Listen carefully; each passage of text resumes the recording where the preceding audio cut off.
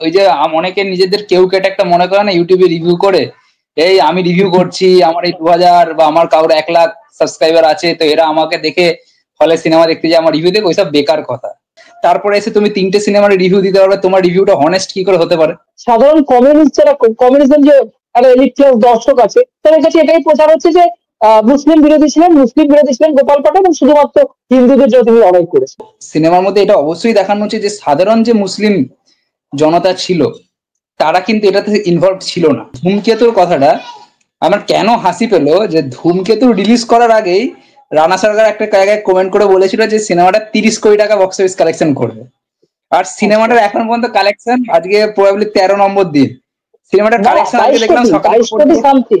তুমি আর আমি বসে ক্রিটিসাইজ করছি, দেবের ফ্যানরা এসে বলবে আরে তোমরা বাংলা সিনেমা বিরোধী, তোমরা বাংলা সিনেমা ভালো চাও না। আরে ভাই আমরা বাংলা সিনেমার ভালো চাই বলেই কথাগুলো বলছি, তাহলে আমরা বলতে হবে 30 কোটি টাকা ইনকাম হয়ে গেছে ভাই, লাভ হতো বলো, বাংলা সিনেমা বড় লাভ হতো। ঠিক আছে, এবং আমাদের রিপ্লাই এরকমও নয় যে আমি রাত্রিবেলায় রিপ্লাই দেওয়ার আগে আকাশকে সামনেই বলছি, আকাশকে আমি বলিও নি কোনোদিন, আকাশ আমাকে ফোন করে বলছে সঞ্জীব তুমি রিপ্লাই দিয়েছো আমাকে। হ্যাঁ, তো আমাদের মধ্যে ওরকম জিনিস হয় না, দেখিয়ে লোকের কাছে এই ঝামেলা হচ্ছে আমাদের মধ্যে এরকম সৃষ্টি করে রিপ্লাই দেবো, ওরকম করি না, যেটা মনে হয় সেটা রিপ্লাই দেবো, এটা হওয়া উচিত। নমস্কার বন্ধুরা, সারাটা আপনাদের সকলকে স্বাগত। আমি আকাশ শাহ। তবে হ্যাঁ, আজকেও কিন্তু আমি একা নই, আমার সাথে আছে আপনাদের খুব প্রিয় একজন ইউটিউবার, যাকে আপনারা কয়েকদিন আগে যাকে নিয়ে আপনি বিতর্ক শুরু করেছিলেন আপনারা আর কি, যে সে আমাকে রিপ্লাই দিয়েছে, তাহলে কি সঞ্জীবের সাথে আকাশের কোথাও কি গন্ডগোল শুরু হয়েছে? হ্যাঁ, সেই এমটিএস প্রোডাকশনের সঞ্জীবটি আজকে কিন্তু আমার সাথে পডকাস্টে আছে। বলো সঞ্জীব, তুমি তো দর্শকদেরকে কনফিউজ করে দিয়েছো। না, মাঝে মাঝে কনফিউজ হওয়া ভালো তো। এবং তোমার কমেন্ট বক্স জুড়ে লোকজন বেশি কনফিউজ হয়ে গেছে। মাঝে মাঝে একটু মশালা এন্টারটেনমেন্ট তো দেওয়া উচিত লোককে, না তো বোর হয়ে যাবে। একদম লোকজন সবচেয়ে দরকার আর এন্টারটেইন দরকার, তাই তো? একদম। বলো কেমন আছো বলো। এই তো ভালো চলছে, তুমি কেমন আছো? খুব ভালো। আর পুজোর প্ল্যানিং কি শুরু মোটামুটি? পুজোর প্ল্যানিং দেখ হচ্ছে, হ্যাঁ আগে বলো। বাড়ির পুজোর প্ল্যানিং হচ্ছে, আগে বাড়ির লোকের হোক, তারপর আমাদের হবে আস্তে আস্তে সবার। সেটাই ঠিক, সেটা ঠিক, আগে বাড়ির লোকের হবে তারপর আমাদের হয়, সেটা ঠিক কথা একদমই। আর এখন তো আমাদের সঞ্জীবের অনেক দায়িত্ব, বড় কাঁধে দায়িত্ব। আপনারা জানেন সঞ্জীব বিয়ে করেছে এবং সুখে শান্তিতে থাকুক, এটাই চাই। এবং সঞ্জীবের থেকে আমরা শিক্ষা নেবো আর কি, ইউটিউবের দর্শকরা শিক্ষা নেবে যে বিয়ের পর কেমন থাকা যায়। সঞ্জীব ভালো আছে মানে যে সবাই ভালো থাকবে তা কিন্তু নয়, তাই তো সঞ্জীব? এবার ম্যান টু ম্যান ভ্যারি করে, কে কিভাবে নেবে, কে কিভাবে চলবে। একদম একদম। চলো আমরা একটুখানি প্রথমে একটু মজা করলাম। বলো সঞ্জীব, এই মাসে কি কি ছবি দেখলে বলো। এই মাসে তো আপাতত দেখার ইচ্ছা আছে দ্য বেঙ্গল ফাইলস, অবশ্যই। মানে নেক্সট মান্থে আর কি। হ্যাঁ, আমি নেক্সট মান্থে আমি বলছি, মানে এই মাসে কি কি ছবি দেখেছো? এই মাসে সেরকম ভাবে ছবি দেখানো, ওয়ার 2টা দেখেছি, না ধূমকেতু আমি দেখিনি। না ধূমকেতু দেখিনি। ওয়ার 2 দেখেছো? ওয়ার 2 দেখলাম। কেমন লাগলো? আমি ফার্স্টেই আমি আমার দর্শককে বলেছিলাম যে আমার চ্যানেল থেকে যদি আপনি আশা করেন যে আমি 3টে সিনেমার রিভিউ দেবো, আমি কোনোদিনই করি না, আমি ওই র্যাট রেসে কোনোদিন চেষ্টা করি না। কারণ আমি মনে করি, দেখুন দেখো যে আমি বারবার যেটা বলি যে ওই যে অনেকে নিজেদের কেউ কেটে একটা মনে করে না ইউটিউবে রিভিউ করে, এই আমি রিভিউ করছি, আমার এই 2000 বা আমার কারোর 1 লাখ সাবস্ক্রাইবার আছে, তো এরা আমাকে দেখে হলে সিনেমা দেখতে যায়, আমার রিভিউ দেখে, ওইসব বেকার কথা। আসলে কোনোদিনই রিভিউ, মানে যারা অরিজিনালি রিভিউ করে তাদের রিভিউর ওপরও কোনো সিনেমার বক্স অফিস কি হবে সেটা নির্ভর করে না। হ্যাঁ, খুব খারাপ সিনেমা হলে সেটা অডিয়েন্স ফেলে দেবে, বাট অনেক সময় দেখি, যেমন এই যে রিসেন্ট পাঠানের যে উদাহরণ যদি আমি দিই, পাঠান কি একটা ভালো সিনেমা? বা বাংলায় যদি খাদানের কথা বলি, খাদান কি ভালো সিনেমা? মোটেও না, কিন্তু দর্শক দেখেছে তো, মিক্সড রিভিউ পাওয়া সত্ত্বেও দর্শক দেখেছে। তো অনেকে মনে করে যে নিজেদের খুব বড় কেউ কেটা, ফার্স্ট দিনে রিভিউ দিতে হবে। আর কি বলতো, অনেককে দেখি যে একদিনে 3টে সিনেমা বেরিয়েছে, 3টে সিনেমা দেখে নিল এবং 3টে সিনেমায় রিভিউ দিল। তুমি ভাবো, তুমি একটা রোমান্টিক জনরার সিনেমা দেখছো, একটা সাসপেন্স থ্রিলার জনরার সিনেমা দেখছো, একটা অ্যাকশন জনরার সিনেমা দেখছো, তারপরে এসে তুমি 3টে সিনেমার রিভিউ দিতে পারবে, তোমার রিভিউটা হনেস্ট কি করে হতে পারে? এটা পসিবল?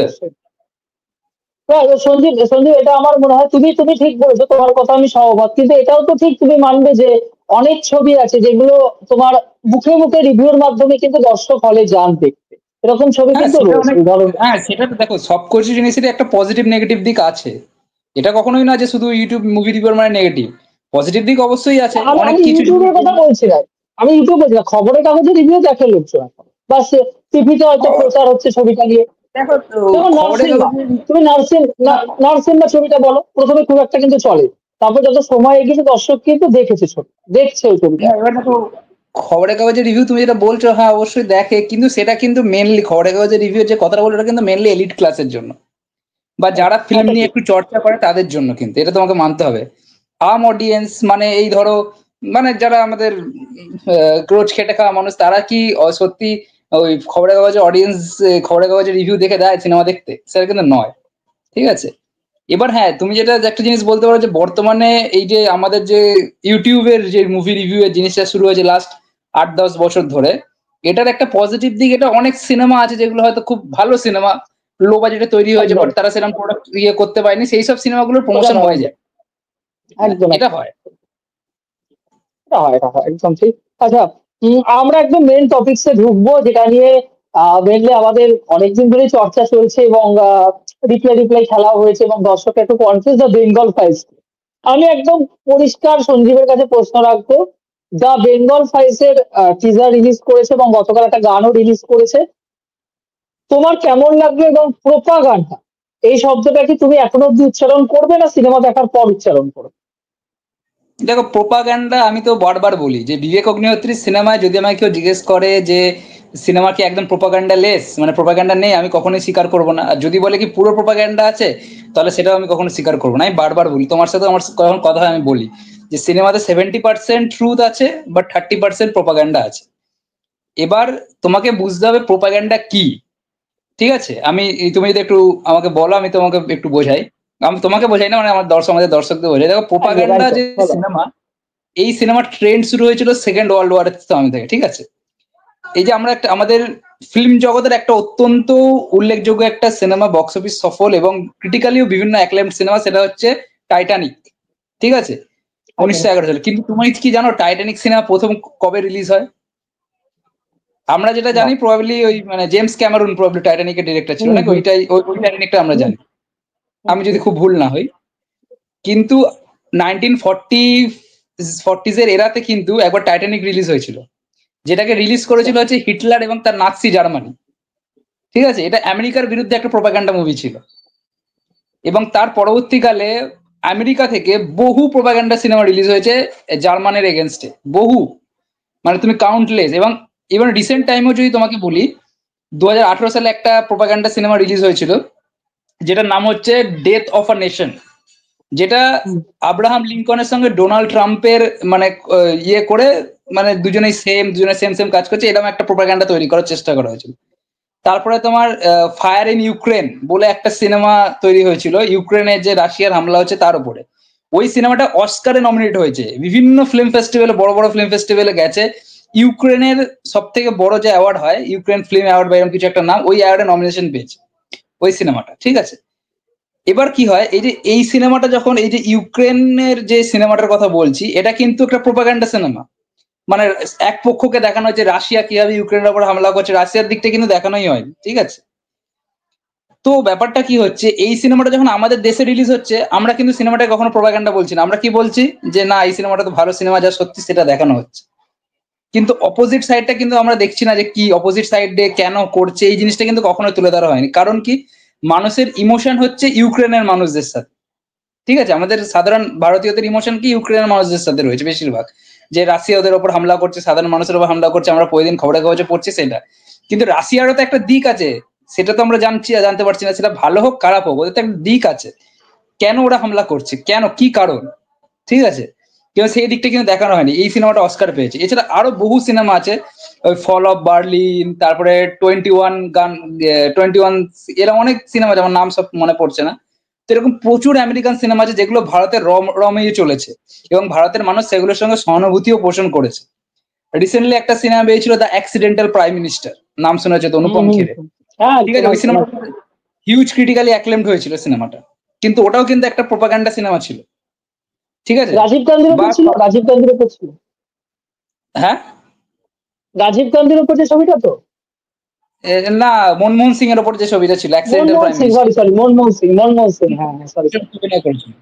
এবং তোমাকে আমি সব থেকে একটা ভালো উদাহরণ দিলে, যেটা শুনলে তুমি অবাক হয়ে যাবে, এটা অনেকে জানে না, টপ গান, টম ক্রুজের বিখ্যাত সিনেমা টপ গান। তুমি কি জানো টপ গান যখন রিলিজ করেছিল, আমেরিকার এগেনস্ট পার্টি এটাকে প্রোপাগান্ডা সিনেমা বলেছিল। কি কারণে প্রোপাগান্ডা বলেছিল? যে এই সিনেমাটা খালি এই জিনিসটা প্রচার করছে যে আমেরিকান আর্মি যে কোনো সময় অনবরত তার আর্মিদের নিয়ে তার এনিমিসদের সঙ্গে যে কোনো সময় লড়তে প্রস্তুত।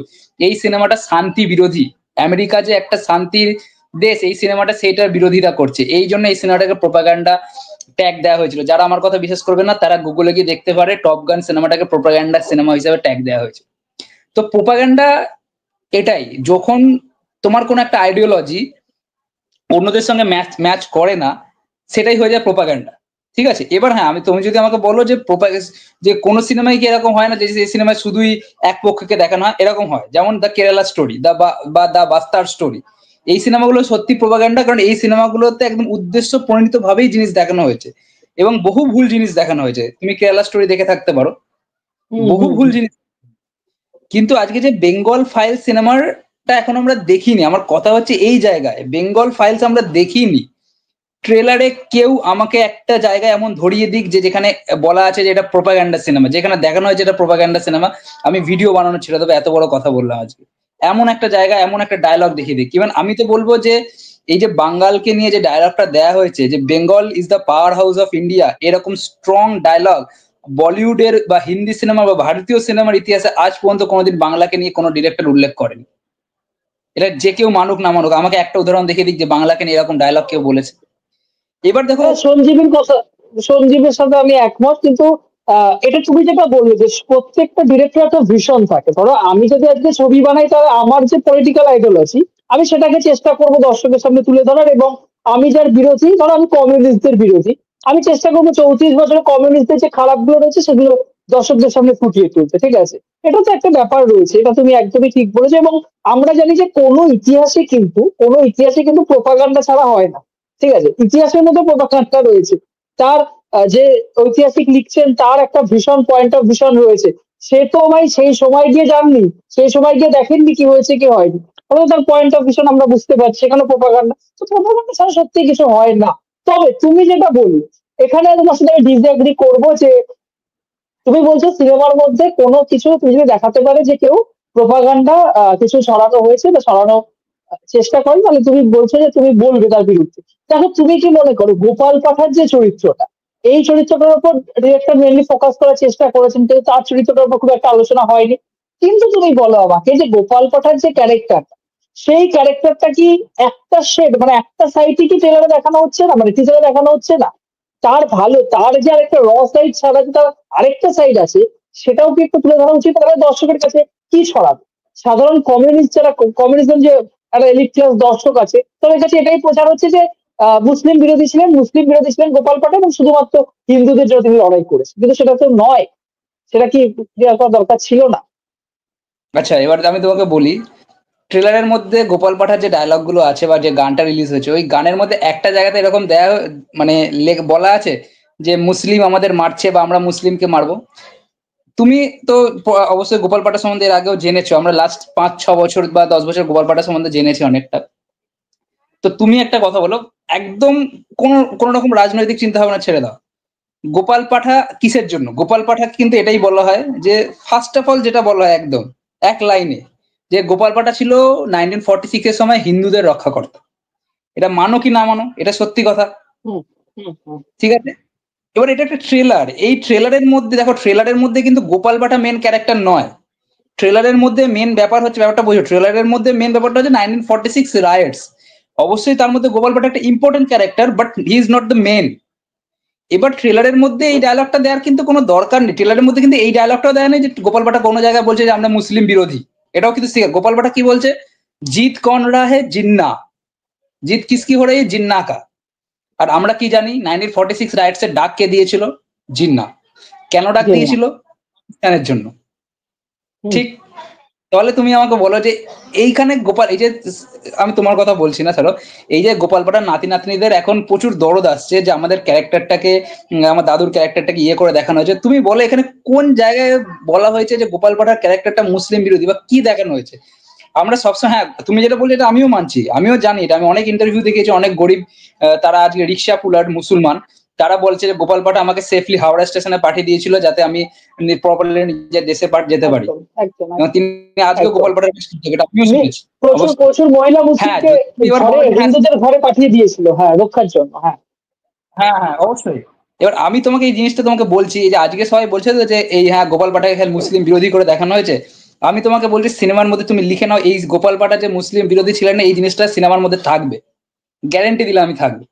কিন্তু এটাকে ট্রেলারে কিন্তু আলাদা করে উল্লেখ করার কিন্তু কোনো মানে হয় না, মানে ট্রেলারে এরম দেয়ার কি দরকার, এরম ট্রেলারের মধ্যে দেখো একটা একটা সেন্টেন্স, এখন কি হয়েছে বলো তো, ধরো তুমি একটা রকম সেন্টেন্স তৈরি করলে, তো মাঝখান থেকে মিডিয়া সেটাকে কেটে দিল, কেটে দিয়ে যেইটুখানি খারাপ দিক সেইটুখানিকে মিসলিড করে তোমার সামনে পরিবেশন করবে, এটা তো রয়েছে ঠিক টিআরপি আছে? টিআরপির তো জন্য ওরা করে এইখানে আমার সবসময়। মনে হয় না যে এই যে তিনি মুসলিম মুসলিম দরদি না, মানে সাধারণ মুসলিমদের উপর তিনি অত্যাচার কোনো করতেন না বা তাদেরকে তিনি মারতে চাই না, এই ডায়লগটা এখানে কোনো দেওয়ার দরকার পড়ে না। কারণ আলটিমেটলি মানুষ তাকে জানে যে 1946 এর সময় তিনি হিন্দুদের রক্ষাকর্তা ছিলেন, আর এখানে সেটাই দেখানো হয়েছে। এটা আমার মতামত। এবার আমি কোনোদিন সবসময় বলি যে আমার মতামত বেস্ট নয়, বাট আমার মনে হলো এই কারণে এটা দেয়নি।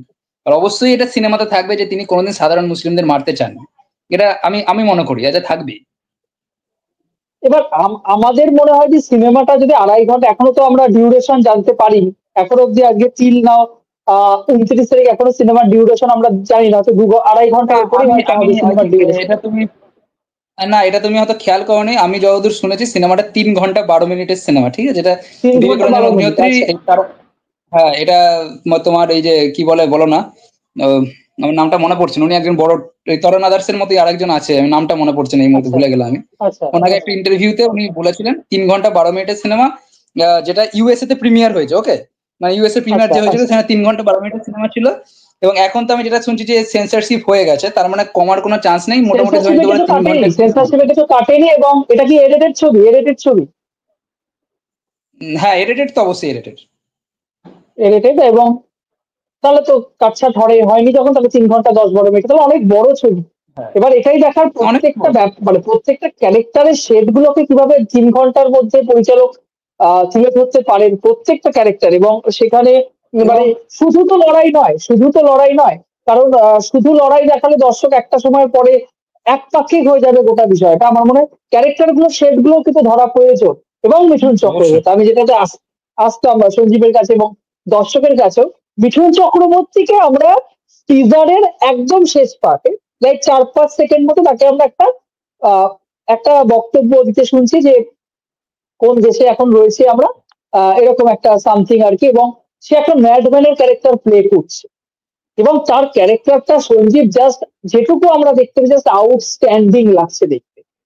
আমার তোমার কি মনে হচ্ছে, বা দর্শকদের আমি কমেন্ট বক্সে বলবো কি মনে হচ্ছে যে মিঠুন চক্রবর্তী মানে সিনেমার প্রত্যেকটা মুভমেন্টের মধ্যে কি ঘুরে ফিরে আসবে, মানে তার ক্যারেক্টারটাকে বারবার করে এসে আমাদের সামনে চোখে আঙুল দিয়ে দেখিয়ে দেবে যে আহ, আমরা কোথায় রয়েছি, মানে ভাগ হয়ে গেল শেষ অব্দি, কিন্তু মানে মানুষকে কি ভাগ করতে পারলো, মানে একটা বর্ডার টেনে দিলেই তো আর মানুষ আলাদা হয়ে যেতে পারে না, এটা কি বারবার করে চোখে আঙুল দিয়ে মিঠুন চক্রবর্তী ক্যারেক্টারটা বুঝিয়ে দেওয়ার চেষ্টা করবে, কি মনে হচ্ছে? হ্যাঁ, এটা এটা এটা কিন্তু একটা বাস্তব, মানে তুমি খুব দারুণ কথা একটা বলেছো যে একটা বর্ডার, মানে এই দেখো আজ যখন পৃথিবী সৃষ্টি হয়েছিল বা দীর্ঘদিন যখন পৃথিবীর মধ্যে কোনো রকম সীমানা ছিল না, মানুষ কিন্তু থাকতো যেখানে মানে আরামে থাকতো। এই বর্ডার এইসব জিনিসগুলো কবে এসছে? আজ থেকে 50 বছর 60 বছর আগে। তার আগে তো সব একই ছিল। কখনো মুঘল সাম্রাজ্যের একদম সময় আলাদা রকম বর্ডার ছিল, কখনো মৌর্য সাম্রাজ্যে আলাদা রকম বর্ডার ছিল, গুপ্ত সাম্রাজ্যে আলাদা রকম বর্ডার ছিল। তো বর্ডার দিয়ে কোনোদিন মানুষের ধর্ম, মানুষের বৈচিত্র্য, মানুষের ভাষা এগুলো কিন্তু আটকানো যায় না, ঠিক আছে? এবার বর্তমান সময়ে কি হয় বলতো জিনিসটা, বর্তমান সময়ে যেতে এই যে মানে এটাকে কলিযুক্ত বলে, তো একদম এত ভালগারিটি, এত জিনিসপত্র এসে গেছে না যে মানুষের মধ্যে এই যে ভাগ একটা যে আমরা আলাদা, এই জিনিসটা কিন্তু মানুষের মধ্যে ঢুকে যাচ্ছে এখন। তার ফলে বর্ডারটা গাঢ় হয়ে যাচ্ছে, বর্ডারটা হচ্ছে, কিন্তু একটা সময় পর্যন্ত ছিল না। ঠিক আছে, বর্ডার বলে কি, এবার আমি তোমাকে মানে হয়তো বললে বিশ্বাস করবে না, আমি যে জায়গায় পোস্টিং আছি ওখানের লোকেরা এখনো জানেই না যে কি ইন্ডিয়া কি বাংলাদেশ, ঠিক আছে? আমি নিজে এটা প্রমাণ, আমি 15th আগস্টের সময় এটা মানে আমি এখানে বলবো না, বললে অনেক কিছু হতে পারে, বাট আমি এটার প্রমাণ যে তারা জানেই না কি বাংলাদেশ কি ইন্ডিয়া, কি ইন্ডিয়ার ফ্ল্যাগ, কে স্বাধীন হয়েছিল, কেউ জানেই না, কোনো ব্যাপারই নয় তাদের। এটা বাস্তব জিনিস। মানে পদ্মা নদীর ওপাশে বাংলাদেশ, এপাশে ইন্ডিয়া, তো পদ্মা নদীর একটা চর আছে, বুঝলে তো, আমি নাম নেবো না এখানে। তো চরের মধ্যে প্রচুর লোক থাকে, ঠিক আছে, বেশিরভাগই মুসলিম কমিউনিটি, হিন্দু কমিউনিটি আছে, বাট তারা নিজেদের মতো চাষবাস করে থাকে, ওখানে লাইটও নেই, কিছু নেই, ঠিক আছে, but they are no conscious about, মানে কনসিয়াসই না তারা কি ভারত ভাগ হয়েছে, বাংলাদেশ হয়ে গেছে না কি কি, তারা আছে, এটাই থাকে। এবং আমি যেখানে থাকি সেখানে একটা বৈশিষ্ট্য আমি তোমাকে বলি, যে সেখানে কিন্তু হিন্দু মুসলিমের মধ্যে যে একটা বিভেদ আমি কোনোদিন দেখিনি। আমি ওখানে দেখি যে মুসলিমরাও যে হিন্দুদের যে পুজো হয় সেই পুজোয় অংশগ্রহণ করে, হিন্দুরাও আরামসে, যেমন আমরা বলি না হে ভগবান কি গরম, ওরা হিন্দুরাও আরামসে বলে হে আল্লাহ কি গরম, এরকম বলে। তো এই সম্প্রীতিটা আছে কিন্তু। বাট আবার ফ্যাক্ট এদিকে এটাও যে আমাদের এখানে সন্দেশখালি হয়েছে, আমাদের এখানে মুর্শিদাবাদের ওই যে ধুলিয়ানের মতো ঘটনা হয়েছে, ফ্যাক্ট হয়েছে, তো অস্বীকার করার তো জায়গা নেই। অস্বীকার করার কোনো জায়গায় না, অ্যাকচুয়ালি নেই। মানে রাজনৈতিক নেতাদের আমি বলবো যে মানে আমাদের রাজনীতিটাই ক্রমাগত কলুষিত হয়ে যাচ্ছে। তারা নিজেদের মানে ভোটের জন্য আমাদেরকে বিক্রি করে দিচ্ছে, এবং এটা আগেও হয়েছে, আগামী দিনে হবে সঞ্জীব। মানে এটা নিয়ে দুঃখ করা ছাড়া তো আমাদের আর কিছু নেই। তারা এক শ্রেণী বড়লোক ছিল, বড়লোক আরো হচ্ছে, আমরা মধ্যবিত্ত থেকে যেন ক্রমাগত আরো গরিব হয়ে উঠছি আর কি। যাই হোক, আমরা এই এদের সমস্ত আলোচনা তো করবো।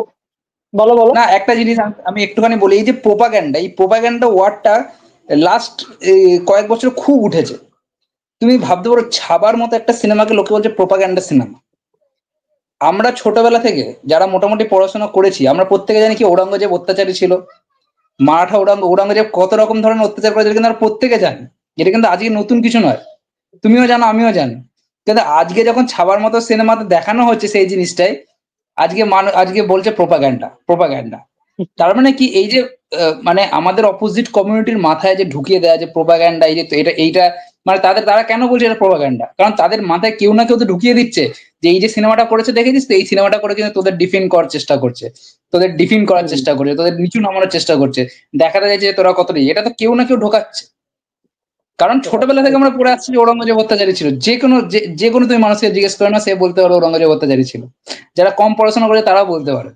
কিন্তু আজকে অনেকটা কেন এরকম বলছে ব্যাপার প্রোপাগ্যান্ডা? যে রাবণ রাবণ খুব ভালো ছিল আর কি, এরকম ব্যাপারটা হ্যাঁ, এখন যেটা হয়ে দাঁড়িয়েছে। বা করণও খুব ভালো ক্যারেক্টার, এরকম ব্যাপার আর কি। আর মানুষ স্বাধীনতার পর এগুলো অনেক বেড়েছে আর কি, অনেকটাই বেড়েছে, আমি লেখালেখি অনেকটা বেড়েছে যে। সবসময় বলবো যে দেখুন, সিনেমাকে সিনেমা হিসাবে নিন, সিনেমা থেকে ভালো জিনিসগুলোকে নিতে শুরু করুন। কোনোদিন কোনো সিনেমাকে আপনি ব্যান করতে পারবেন না। আজকে আপনি সিনেমাটাকে ব্যান করে দেবেন, সিনেমাটা আরো বেশি পরিমাণের লোক যখন ওটিটিতে আসবে দেখবে। আপনি বাংলায় ব্যান করে দেবেন, মধ্যপ্রদেশ, উত্তরপ্রদেশ, তামিলনাড়ু, ইয়েতে আরো বেশি পরিমাণ লোক হলে গিয়ে সিনেমাটাকে দেখবেন। আটকাতে আপনি কোনো জায়গায় পারবেন না, কেউ পারবে না। তো সিনেমাটাকে সিনেমা ভাবে নিন, সিনেমাটাকে যদি ভুল হয় ক্রিটিসাইজ করুন, যে এরকম এই সিনেমাতে এটা ভুল ওটা ভুল, ক্রিটিসাইজ অবশ্যই করুন, বাট সিনেমাকে আটকে কোনো লাভ নেই। আর যেখানে দেখুন, এইটাতেও দেখো, এটা তো ফ্যাক্ট না, 1946 রাইটস তো হয়েছিল, 10,000-এর ওপরে মানে লোক মারা গেছিল, 40,000-এর উপর ক্যাজুয়ালিটিস হয়েছিল, এগুলো সত্যি কথা। যে কোনো একটা আনজান লোক গুগলে সার্চ করে নিক, সেই সব ডকুমেন্টস, সেই সব সব পেয়ে যাবে তারা, ঠিক আছে। কারা ডাক দিয়েছিল সেটা আমরা জানি, কেন ডাক দিয়েছিল সেটা আমরা জানি, কারা পাকিস্তানের জন্য লড়াই করার জন্য মানুষ মেরেছিল এটা আমরা জানি, আর কারা আত্মরক্ষার জন্য অস্ত্র তুলেছিল এটা আমরা জানি, ঠিক আছে। এবার হ্যাঁ, এটা আমি তার সঙ্গে অবশ্যই অ্যাড করব, সিনেমার মধ্যে এটা অবশ্যই দেখানো হচ্ছে যে সাধারণ যে মুসলিম জনতা ছিল তারা কিন্তু এটাতে ইনভলভ ছিল না, তাদের কোনো আশাই যেত না যে কি কিনে এটা কারা কখনো হিন্দুদের থাকেও না সঞ্জীব, কখনো থাকেও না। হ্যাঁ ধরো আজকে যদি কোনো হ্যাঁ হিন্দু কোনো মুসলিমকে মারে, আমরা কখনো সাপোর্ট করবো না। আবার যদি কোনো মুসলিম হ্যাঁ, খারাপ মুসলিম মারে, ভালো কেউ কখনো সাপোর্ট করবে না ভাই, এটা হয় না কখনো, হতে পারে না। এটা তো যারা স্বাভাবিক শিক্ষিত, জিনিস। যারা, হ্যাঁ বলো আজকে বলো। যারা 9টা 6টা ডিউটি করছে, তারা একটা সিনেমা দেখে গিয়ে ঝামেলা শুরু করে দেবে, এটা কোনো কথা হলো? সেটাই নিশ্চয়ই তাদের পেছনে কোনো মদত থাকবে, যে হ্যাঁ তোরা কর, একদম। এটা দেখ কি করেছে। এই জিনিসটা থাকবে, কেউ না কেউ তো করবে, সে কেন্দ্র হোক সে রাজ্য হোক, কেউ না কেউ করবে, তখন ঝামেলাটা শুরু হয়। কিন্তু সাধারণ যে হিন্দু বা মুসলিম তারা যে 9টা-6টার যে ডিউটি করে, তাদের কিন্তু কোনো খেয়ে দেয়ে কাজ নেই যে তারা একটা সিনেমা দেখেছে পাশের বাড়ির লোককে ঢিল ছুঁড়ে মারতে যাবে। এটা কিন্তু কোনো মানেই হয়নি, কোনোদিন হয়নি। কাশ্মীর ফাইলস এর পরেও এই ধরনের কোনো রাইটস হয়নি এবং কোনোদিনই হয়নি এই ধরনের রাইট। পেছনে একদম মদত ছিল, কেউ না কেউ মদত দিয়েছে, তার ফলে কিন্তু রাইটস হয়েছে। এটা যে বাস্তব কথা। তো একদম রাইটস কোনোদিন সাধারণ মানুষ করে না। 1946 এর রাইটসও কিন্তু দেখবে, যার যে মুসলমানরা হিন্দুদের উপর মেরেছিল তারা কিন্তু কেউ সাধারণ ছিল না, তারা প্রত্যেকে ছিল ক্রিমিনাল, গুন্ডাস, যাদের জেল থেকে ছাড়িয়ে দিয়েছিল হচ্ছে সুরাবর্দি, এবং তারা কিন্তু গোলাম সারোয়ারের নেইতে যোগ্য মানে এই হিংসাত্মক কার্যকলাপ চালিয়েছিল। এটা কিন্তু আমরা প্রত্যেকে জানি। তো সেই জিনিসটা আজকে যখন দেখানো হচ্ছে, কোনোদিনই মুসলিম সমাজকে ডিফাইন করা হচ্ছে না। যারা আমাদের দেশের 70 করোড় থেকে 80 করোড় মুসলিম আছে, তাদের ডিফাইন করা কি সম্ভব? এটা কি বাস্তব কোনোদিন সম্ভব? পসিবল নয়, ভারতের মতো দেশে পসিবল নয়। তো এটা তাদের মাথায় ভুলভাবে ঢোকানো হচ্ছে যে এই সিনেমাটা দিয়ে তোমাদের ডিফাইন করার চেষ্টা হচ্ছে। ঠিক আছে, এটা বাজে জিনিস। আমি সবাইকে বলবো যে এই সিনেমাটা প্লিজ দেখুন, আর পারলে ফার্স্ট ডে গিয়ে দেখুন, কারণ বলতে পারবো না যে বাংলা এই সিনেমাটা ব্যান হয়ে যাবে কিনা সেকেন্ড দিন। তাই ফার্স্ট ডে গিয়ে, আমি পারলে তোমার ফার্স্ট ডে গিয়ে দেখুন। সেটাই সেটাই বলতে চাইছি, ছবিটা কি আদৌ রিলিজ করবে? তুমি তো বলছো দেখো, রিলিজ করবে, আগে রিলিজ দেখো করবে। রিলিজ করবে, না রিলিজ করবে এটা আমি শিওর, কিন্তু ওই হয়তো সেকেন্ড দিন ব্যান্ড হয়ে যেতে পারে, হতেই পারে। তো সেটাই ফার্স্ট দিন সেটাই। পারলে ফার্স্ট দিন দেখুন। তা ফার্স্ট দিনে টিকিট কাটলাম, ব্যান্ড হয়ে গেল ভাই, তা টিকিট ফেরত পাবো তো টাকা? এটা তো আমি বলতে পারছি না। সরকার নিয়ে নেয় না জানো ভাই, টাকা ফেরত চাই আমাদের। যাই হোক, আমি তো দারুণ ভাবে এক্সাইটেড হয়ে রয়েছে এবং নেক্সট মান্থে আমরা যখন বেঙ্গল ফাইস দেখবো, মেবি বড় কোনো ছবি তো ক্ল্যাশ নেই, মানে ক্ল্যাশে বড় তো কোনো ছবি নেই তেমন হতো নাকি? বাংলা ছবি তো আছে পুজোর আগে কিছু নেই। বাগি 4ই আছে, আবার ওই একটা ও সাউথের একটা বাঘি সিনেমা ফোর। বেরিয়েছে যেটা নিয়ে, যেটা বাগি 4 বাঘি ফোর নিয়ে কোনো দেখা আশা যাক। নেই, বাঘি ফোর, বাঘি ফোর ও চলবে না, দেখবে না, ঠিক আছে, ওই আমি আর চাপ একটা নিচ্ছি না। সিনেমা তোমার সাউথের একটা, যেটা মানে তেজা সার্জার মিরাই বলে একটা সিনেমা বেরিয়েছে, আশা করি দেখে যাও ট্রেলারটা, খুবই হ্যাঁ ভালো হ্যাঁ হয়েছে। হ্যাঁ এবং হ্যাঁ ওর যে, হ্যাঁ। এবং তেজা সার্জার আগের যে সিনেমা হনুমান, ওটাও কিন্তু বক্স অফিসে ভালো বিজনেস করেছে, প্রায় 300 হনুমান, কোটি টাকার বিজনেস হনুমান করে আমি আজকে হনুমান দেখছিলাম আর একবার, হ্যাঁ দারুণ দারুণ। হ্যাঁ ওটা ওটা ওই একটা সিনেমা। কিন্তু কি বলতো, দর্শকের ফার্স্ট মানে যেভাবে ছড়িয়েছে, যেভাবে ক্রিটিসাইজ হচ্ছে আর কি, এবং এটা তো হয়েছে অনেকটা, তো সেক্ষেত্রে বেঙ্গল ফাইলস এখনো অব্দি অনেকটা এগিয়েই আছে, আর বাংলাদেশে বেঙ্গল অনেকটা ফাইলস, এগিয়ে আছে আমি বলবো। বেঙ্গল ফাইলসের একটা পজিটিভ দিক কি বলতো, যে যারা সিনেমাটা ক্রিটিসাইজ করছে এখন, এই যে এই সিনেমাটা প্রোপাগান্ডা, তারাও কিন্তু সিনেমাটা দেখবে। দেখতে যাবে কারণ একদম। তাদেরও তো ইয়ে চাই, মানে রসদ চাই, যে কেন কোন জায়গায় তারা বলতে পারবে কিছু জিনিস এই সিনেমাটা নিয়ে। তো কিছু তারাও জিনিস দেখবে, সেটাই। যে কোনো পার্টির লোকই সিনেমাটা দেখবে, এটা একটা পজিটিভ দিক সিনেমাটা। সঞ্জীব, পুরো টিজারের মধ্যে তোমার সব থেকে ভালো কাকে লেগেছে? মিঠুন চক্রবর্তী বাদে বলছি, উনি তো আমাদের প্রিয়, ওনাকে বাদে কোন ক্যারেক্টারটা খুব পাওয়ারফুল মনে হয়েছে? আমার তো শাশ্বতকে দারুণ লেগেছে, এবং আমার সব অবভিয়াসলি সৌরভ আমার দাসকেও খুব ভালো লাগছে।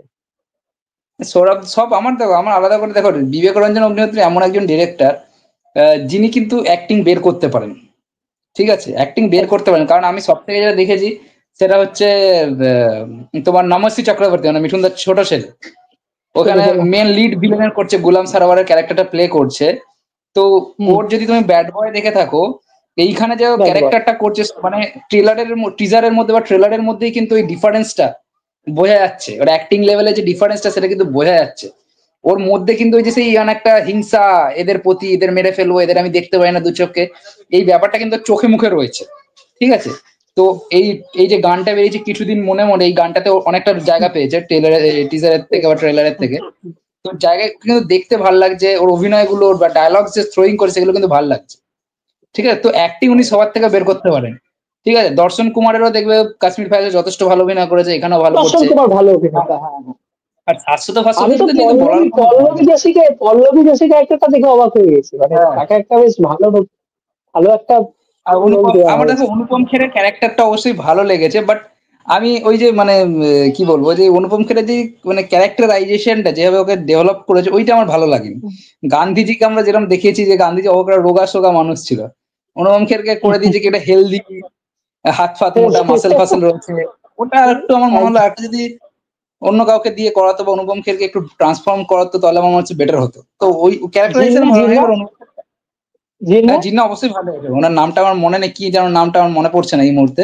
তো দারুণ করেছেন। আরো এখানে তো অনেকে আছে, পুনিত ইস্তার আছে, তারপরে যে সুরাবর্দি আছে তাদের তো দেখায়নি এখনো। তারপরে তোমার ওই যে কি যেন বলে, আরে ওই যে কে যে ওই ডায়লগটা যার আছে, কি নামটা আমি ভুলে যাচ্ছি গো।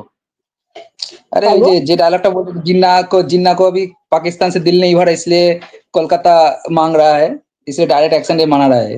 ও कि प्रियांशु चैटर्जी, sorry, প্রিয়াংশু। प्रियांशु चैटर्जी, ও ভালো প্রিয়াংশু লাগছে খুব ওকে। ভালো অভিনেতা, খুব ভালো অভিনেতা, হুম। খুব ভালো অভিনেতা। তো বাংলাতেও কিছু কাজ বিবেক, করেছেন উনি। হুম, তো বিবেক অগ্নিহোত্রী দেখো এইসব জিনিস নিয়ে কোনো প্রবলেমই নেই, যে ক্রাফটিং এর যে কাজ, তারপরে ক্যারেক্টারাইজেশন, অ্যাক্টিং, তারপরে এই যে সেট ডিজাইনিং, এইসব জিনিস বা সিনেমার যে পুরো বুনন, স্ক্রিন প্লে, এগুলো বেটার হবেই, এগুলো কোনো গ্যারান্টি নেই। প্রবলেম এবং একটা তুমি জায়গাতেই যে, সঞ্জীব দেখো, দেখো সঞ্জীব দেখো, দর্শকদের বলবো, দেখো পয়সা কিন্তু খরচ করা হয়েছে ভাই, একটা প্রিমিয়াম ব্যাপার কিন্তু আছে। আলাদা করে সেট ডিজাইনটা তুমি ভাবো, মানে অত বড় একটা সেট ডিজাইন করা, যেটা কিন্তু বানসালি ফানসালি ছবিতে আমরা দেখি ভাই, ঠিক আছে? তো সেরকম একটা সেট হ্যাঁ ডিজাইন করে, এবং একটা প্রিমিয়াম ব্যাপার রয়েছে ভাই, প্রিমিয়ামনেস কিন্তু কথা বলা হয় ভাই, এটা চুটকিতে করে চা এবং কিন্তু নয়, ভিএফএক্স এর কাজ খুব কম, খুব কম ভিএফএক্স এর কাজ। এবং আরেকটা জিনিস তোমাকে এখানে স্পেশাল মেনশন করা দরকার, যে এই সিনেমার বাজেট কত হতে পারে তোমার মনে হয়? বাজেটটা তোমার খেয়াল কত, করে নেবো কত। এই সিনেমার বিবেক অগ্নিহোত্রী যা বলেছে যে কাশ্মীর ফাইলস এর যা বাজেট ছিল তার ডবল বা তার থেকে একটু বেশি হতে পারে। মানে কাশ্মীর ফাইলের দুশো মিনিমাম দুশো বাজেট ছিল, দুশো দুশো কুড়ি, না না বাজেট বাজেট, মানে কাশ্মীর ফাইলস এর বেঙ্গল বাজেট, প্রেসের বাজেট তো। হ্যাঁ। এবার শোনো, কাশ্মীর ফাইলস এর বিবেক অগ্নিহোত্রীর এই ইন্টারভিউতে বলেছে যে কাশ্মীর ফাইলস এর যা বাজেট ছিল সেই বাজেটটার ডবল হচ্ছে আমাদের এই সিনেমার বাজেট, বা তার থেকে একটু বেশি হতে পারে। কাশ্মীর ফাইলস এর বাজেট ছিল 15 থেকে 20 কোটি টাকা, সেক্ষেত্রে এই সিনেমার বাবা, বাজেট হচ্ছে ডবলের থেকে বেশি, 40 থেকে ম্যাক্সিমাম 50 কোটি টাকা এই সিনেমার বাজেট। 50 কোটি তো এটা কিন্তু হবে। বলিউডের যে কোনো বড় সিনেমাকে একটা মানে উদাহরণ, যে ওই যে এক একটা স্টার ইন, মানে 40 কোটি টাকা এক কোনো সিনেমার হিরোইন নেয় খালি, ঠিক হিরোইন আছে? একদমই তাই, একদমই তাই। কুমার, সালমান খান, রজনীকান্ত, প্রভাস, এরা একটা সিনেমার জন্য 100 কোটি টাকা নেয়, ঠিক কেন আছে, একটা আমাদের সিনেমার অক্ষয় বাজেট। কুমার, অক্ষয় কুমারের কথা বলি, যে সব ছবি ফ্লপ, সে হ্যাঁ, তাকে ভাই 300 কোটি টাকা ছবি বানাচ্ছে ভাই। রাজা এক- পৃথ্বী চৌহানের উপর না কিসের একটা ছবি করলো লাস্ট, ফালতু ছবি এবার একটা। একটা সিনেমার বাজেট হয় 300 কোটি টাকা, তার মধ্যে স্টারেদের রেমুনেশনই হয়ে যায় প্রায় 200 কোটি টাকা, আর 100 কোটি টাকা লাগে হচ্ছে সিনেমার ভিএফএক্স এর কাছে। আর এই সিনেমাটা ওই জন্য আদি, 40 কোটি, ওই জন্য সঞ্জীব আদি পুরুষের মতো ছবি তৈরি হয় এখানে, বুঝলে? হুম, এই সিনেমাটার বাজেট 40 কোটি টাকা, সেখানে স্টারেদের রেমিউনেশন সব মিলিয়ে, কাস্ট ক্রিউ সব মিলিয়ে দেখবে 5 কোটি টাকা, বাকি 35 কোটি টাকাই লেগেছে হচ্ছে তোমার এই সবের কাজে, মানে set set design, design, crafting, এইসবের প্রোডাকশনের কাজে। কাজও তো আছে। কেন ভালো হবে না? লো বাজেটে সেটাই যে ভালো সেটাই, ফিল্ম মেকিং করা যায়, এটা কিন্তু বিবেক অগ্নিহোত্রীর সিনেমা থেকে ভালো বোঝা যায়, যে লো বাজেটে কি করে ভালো একদম। ফিল্ম মেকিং করা যায়। তাই আমি এটা আমি মনে করি যে ডিরেক্টররা বা প্রডিউসাররা এখন এই মুহূর্তে দাঁড়িয়ে, এটা তুমি হয়তো আমার সাথে সহমত হবে, হয়তো বা দর্শকরা হবে, যে যে কোনো ইন্ডাস্ট্রিতে মানে একটা প্রোডাকশন হাউসের কাজ হওয়া উচিত গল্পের উপর, ঠিক আছে? একটা বড় কাজ নিলাম, বড় মুখ নিলাম, এবং তাহলে ভাই আমার ছবি একটা লাভে চলবে, এই ব্যাপারটা না 2025 আর দাঁড়ায় না। তুমি গল্পের উপর অবশ্যই। জোর দাও ভাই, ভালো গল্প হোক। দেখুন আমি তো বারবার করে নারদ সিনেমার উদাহরণ দিচ্ছি, যে ছবিটা ভিএফএক্স এর ছবি ভাই, যে ছবিতে কোনো নায়ক নেই কথা কথিত, কোনো মানুষই নেই যেখানে, সেই ছবি ভাই 200 কোটি টাকার উপরে ব্যবসা করছে কেন? ভাই গল্প আছে ভাই, এক্সিকিউশন ভালো আছে ভাই, বিজিএম ভালো আছে ভাই। তুমি এটার উপর জোর দাও না, তুমি নতুনদের না। আচ্ছা সাইয়ারা, যদি আমি সাইয়ারা দেখিনি, নিশ্চয়ই দর্শক কানেক্ট করেছে সাইয়ারার সাথে, তাই তো? হ্যাঁ, নতুন মুখ একদম, তো চললো ছবিটা, বিএস, দর্শক কানেক্ট করেছে ভাই। বিশেষ করে তোমার এই যে নিউ জেনারেশনের যে দর্শক, তারা বেশি কানেক্ট করেছে, মানে এখনকার যারা কলেজে পড়ে তারা, তাদের খুব একদম। ভালো লেগেছে। আমার পার্সোনালি খুব ভালো একটা লেগেছে। ভালো লাগেনি, কিন্তু তাদের আমি ভালো লেগেছে। দেখিনি, দেখতে পাবো। যাই হোক, টাকা তো ইনকাম করেছে না, ঠিক আছে, প্রডিউসারের লাভ হলেই হলো। যাক, এবার আমরা এখন এবার একটু, বলো বলো। মেন ব্যাপারটা কি বলতো, এখন স্পেশালি হিন্দি সিনেমাতে এই যে মানে স্টার ভ্যালু, এই ব্যাপারটাই কিন্তু নেই, ঠিক আছে? এই যে একদম। মানে এই হ্যাঁ স্টার হ্যাঁ, সিনেমা মানে দর্শক হলে যাবে, এই ব্যাপারটা নেই। এটা সাউথে এখনো আছে। যেমন তুমি যদি দেখো এই যে পাওয়ার একদম। কল্যাণের সিনেমা, বা রবি তেজার সিনেমা, বা বা চিরঞ্জীবীর সিনেমা, রজনীকান্তের যে, হ্যাঁ হ্যাঁ হ্যাঁ হ্যাঁ, সিনেমা হয়তো সিনেমা লং রানে মানে লাইফ টাইমে ফ্লপ হলো, বাট প্রথম দিনের কালেকশন দেখো, মানে সিনেমার বাজেট যদি হয় 150 কোটি টাকা, প্রথম দিন কালেকশন করছে 50-60 কোটি টাকা। কারণ কি তাদের ওই ইয়ে ভ্যালুটা আছে যে মানে এখনো অডিয়েন্স তাদের নামে সিনেমা দেখতে যায়। ঠিক আছে, এই জিনিসটা কিন্তু এটা কিন্তু হিন্দি সিনেমাতে নেই, বলতে শেষ হয়ে গেছে আস্তে আস্তে। ওয়ার্ড 2 এর মতো সিনেমা ফ্লপ হবে কেউ ভাবতে পারেনি। ঠিক আছে, ওয়ার্ড 2 ফ্লপ হবে কেউ ভাবতে পারেনি, কিন্তু সিনেমা ফ্লপ হলো। কারণ কি ওই যে স্টার ভ্যালুর উপর বিশ্বাস, যে এনটিআর আছে, ঋত্বিক আছে, এদের নামে সিনেমা দেখতে যাবে, তো এদের গল্পের উপর জোর দেয়নি। দর্শক যায় না, দর্শক দেখে না, দর্শক ভালো জিনিসটা খুঁজে বের করে সবসময়। আচ্ছা, আমি এবার এই টপিকসে লাস্ট একটা আমরা দর্শকের কাছে প্রশ্ন রাখবো এবং সঞ্জীব আর আমি আলোচনা করবো, সেটা হলো জেলার 2, জেলার 2 তে একদম খাস খবর তোমার আর আমার, এবং দর্শকরা দারুণ ভাবে এক্সাইটেড যে মিঠুন চক্রবর্তী থাকছেন, এবং কোনো ক্যামিও রোলে নয়, কোনো ক্যামিও রোলে নয়, ফুল প্লেস তার রোল থাকছে, এবং তার শুটিং মেবি এই 28-29 তারিখে শুরু হয়ে গেছে আর কি। তো মিঠুন চক্রবর্তী আবার কমার্শিয়াল ছবি, উল্টো দিকে রজনীকান্ত প্রায় 30 বছর পরে, এবং সাউথ ইন্ডিয়ান ছবি, কেমন একটা অনুভূতি হচ্ছে বলো মিঠুনের ফ্যান হিসাবে? এটা সত্যি কথা বলতে মানে অনেক দিন আগে আমি তোমার একটা ভিডিও ছেড়েছিলাম যেখানে আমি আলাদা করে রজনীকান্তের আপডেট দিচ্ছিলাম এবং মিঠুন চক্রবর্তীর আপডেট আলাদা দিয়েছিলাম। মানে রজনীকান্তের প্রবাবলি ওই জেলার 2 এর অ্যানাউন্সমেন্ট ভিডিও এসেছিল, ওটার আপডেট দিয়েছিলাম। আর মিঠুন চক্রবর্তী তখন কাশ্মীর ফাইলসের এই বেঙ্গল ফাইলসের কোনো একটা কিছু এসেছিল, সেটার আপডেট দিচ্ছিলাম আলাদা। তো আমি ওই দুজনের ফটো পাশাপাশি রেখে একটা ভিডিওটা তৈরি করেছিলাম। তো অনেকে ওখানে মানে মিসলিড হয়ে গেছিল যে সত্যি কি জেলার 2 তে, তখন অনেকে আমাকে কমেন্ট করেছিল যে যদি জেলার 2 তে মিঠুন দা আর এই রজনীকান্ত একসাথে থাকে হেভি হয়। তো আমি তো জানি সেটা সম্ভব নয়, কিন্তু হঠাৎ করে যখন খবরটা শুনলাম সেনকে এই আরামবাগ টিভিতে, আমি তো জাস্ট মানে ওয়াক, যে এটা এটা সত্যি। আমি মনে অনেক রিভাইন্ড করে 3-4 বার শুনেছিলাম যে এটা সত্যি, এবং মানে আমি জাস্ট স্পিচলেস। মানে মিঠুন চক্রবর্তী দেখুন, যখন রজনীকান্ত একই বয়সে মিঠুন দার থেকে, ঠিক আছে, তো ঠিক আছে মিঠুন দা অন্য ধারার একটা সিনেমা করে, সেখানে সে হিট দিচ্ছে, রজনীকান্ত অন্য ধারার সিনেমা করে হিট দিচ্ছে, সেটা নিয়ে কোনো কথা নেই। বাট আমরা দেখতে চাই যে মিঠুন চক্রবর্তী একটা ওজি অ্যাকশন স্টার, রজনীকান্ত একটা ওজি অ্যাকশন স্টার। তো রজনীকান্ত যখন করছে, মিঠুন দা এখানে সেভাবে ইউজ করা হলো না বাংলা সিনেমা, যেখানে বাংলাতে মিঠুন দা ওই টাইপের মানে সেই এমএলএ ফাটাকেষ্ট, যুদ্ধ, গুরু, এইসব সিনেমা, চিতা, এইসব সিনেমা মানে কাল্ট ক্লাসিক, তাকে পরবর্তীকালে ইউজ করা হলো না সেইভাবে। তো এটা একটা আমাদের ইয়ে ছিল, বাপ বলে একটা সিনেমা আসার কথা ছিল, সেটাও এলো, আসবে কিনা আমি জানি না। তো এটা একটা ভালো জিনিস খুবই, যে মিঠুন কনফার্ম করেছে, মিঠুন দা কিন্তু কনফার্ম করেছে যে বাপ আসবে, আমরা বলছিলাম আসবে না, দেখো সব মিঠুন দা আশাবাদী, কিন্তু এইটা কিসের উপর, প্রোডাকশন হাউসের উপর নির্ভর করে তারা কি করবে না করবে। বাকি বাকি অনেক স্টার আছে, সানি দেওয়াল নিজের সিনেমা নিয়ে প্রচুর কিন্তু ইয়ে করে, এটা যারা সানি দেওয়াল সম্বন্ধে জানে তারা, সানি দেওয়ালের উপর এই অ্যালিগেশনটা আছে বারবার, সে কিন্তু অনেক সময় আগে সাইন করা যে সিনেমাগুলো, সিনেমা হিট হয়ে যাওয়ার পরে সেসব সিনেমা করতে চায় না। ঠিক আছে, মানে ধরো কোনো সিনেমা সে আগে সাইন করেছিল যখন তার সিনেমা চলছিল না, পরবর্তীকালে তার কোনো সিনেমা যখন হিট হয়ে গেছে তখন সে আগে সাইন করা সিনেমাগুলো সে করতে চায় না। এরকম বহু উদাহরণ আছে সানি দেওয়ালের এগেনস্টে। তো এই ক্ষেত্রে আমার মনে হয় সেরকম কোনো কেস হতে পারে মেবি, কারণ সানি দেওয়াল এই সিনেমাটা বহুদিন আগে, এই সিনেমাটা 2022 সালে অ্যানাউন্সমেন্ট হয়েছিল বাপ, আর 2026 আসে চললো। তো সিনেমাটা আসলেও যে সিনেমাটা নিয়ে আমি খুব একটা আশাবাদী নয়, কারণ কি বলতো, সিনেমার টাইম চেঞ্জ হয়ে গেলে না, এত লেট হয়ে গেলে না, সিনেমার কোয়ালিটি আস্তে আস্তে নেমে যায়। তো আমি সিনেমা নিয়ে খুব একটা আশাবাদী নয়। তো আমি তো চাই যে নাই আসুক, কারণ এসে ফ্লপ হয়ে যাওয়ার থেকে না আসাই ভালো। এখন মিঠুনদার আছে জেলার 2 আছে, তারপরে তোমার ফৌজি আছে, যেখানে ফৌজিতে মিঠুন দা মানে বলতে গেলে মানে নায়কের মতোই রোলে আছে, কারণ এই ফৌজি মেনলি হচ্ছে বাবার ছেলের গল্প, মিঠুন দা এটা কনফার্ম করেছে, বাবার ছেলের গল্প, ঠিক আছে। না, আমার মনে হয় যে সঞ্জীব, এটা একদমই ব্যাপার যে মিঠুন দাকে না, মানে আমাদের, মানে এটা তো অনেকে আমার কমেন্ট বক্সে লিখেছে, এটাও তো একটা সত্যি যে মিঠুন দার শারীরিক অসুস্থতাও গেল এর মধ্যে অনেকটা।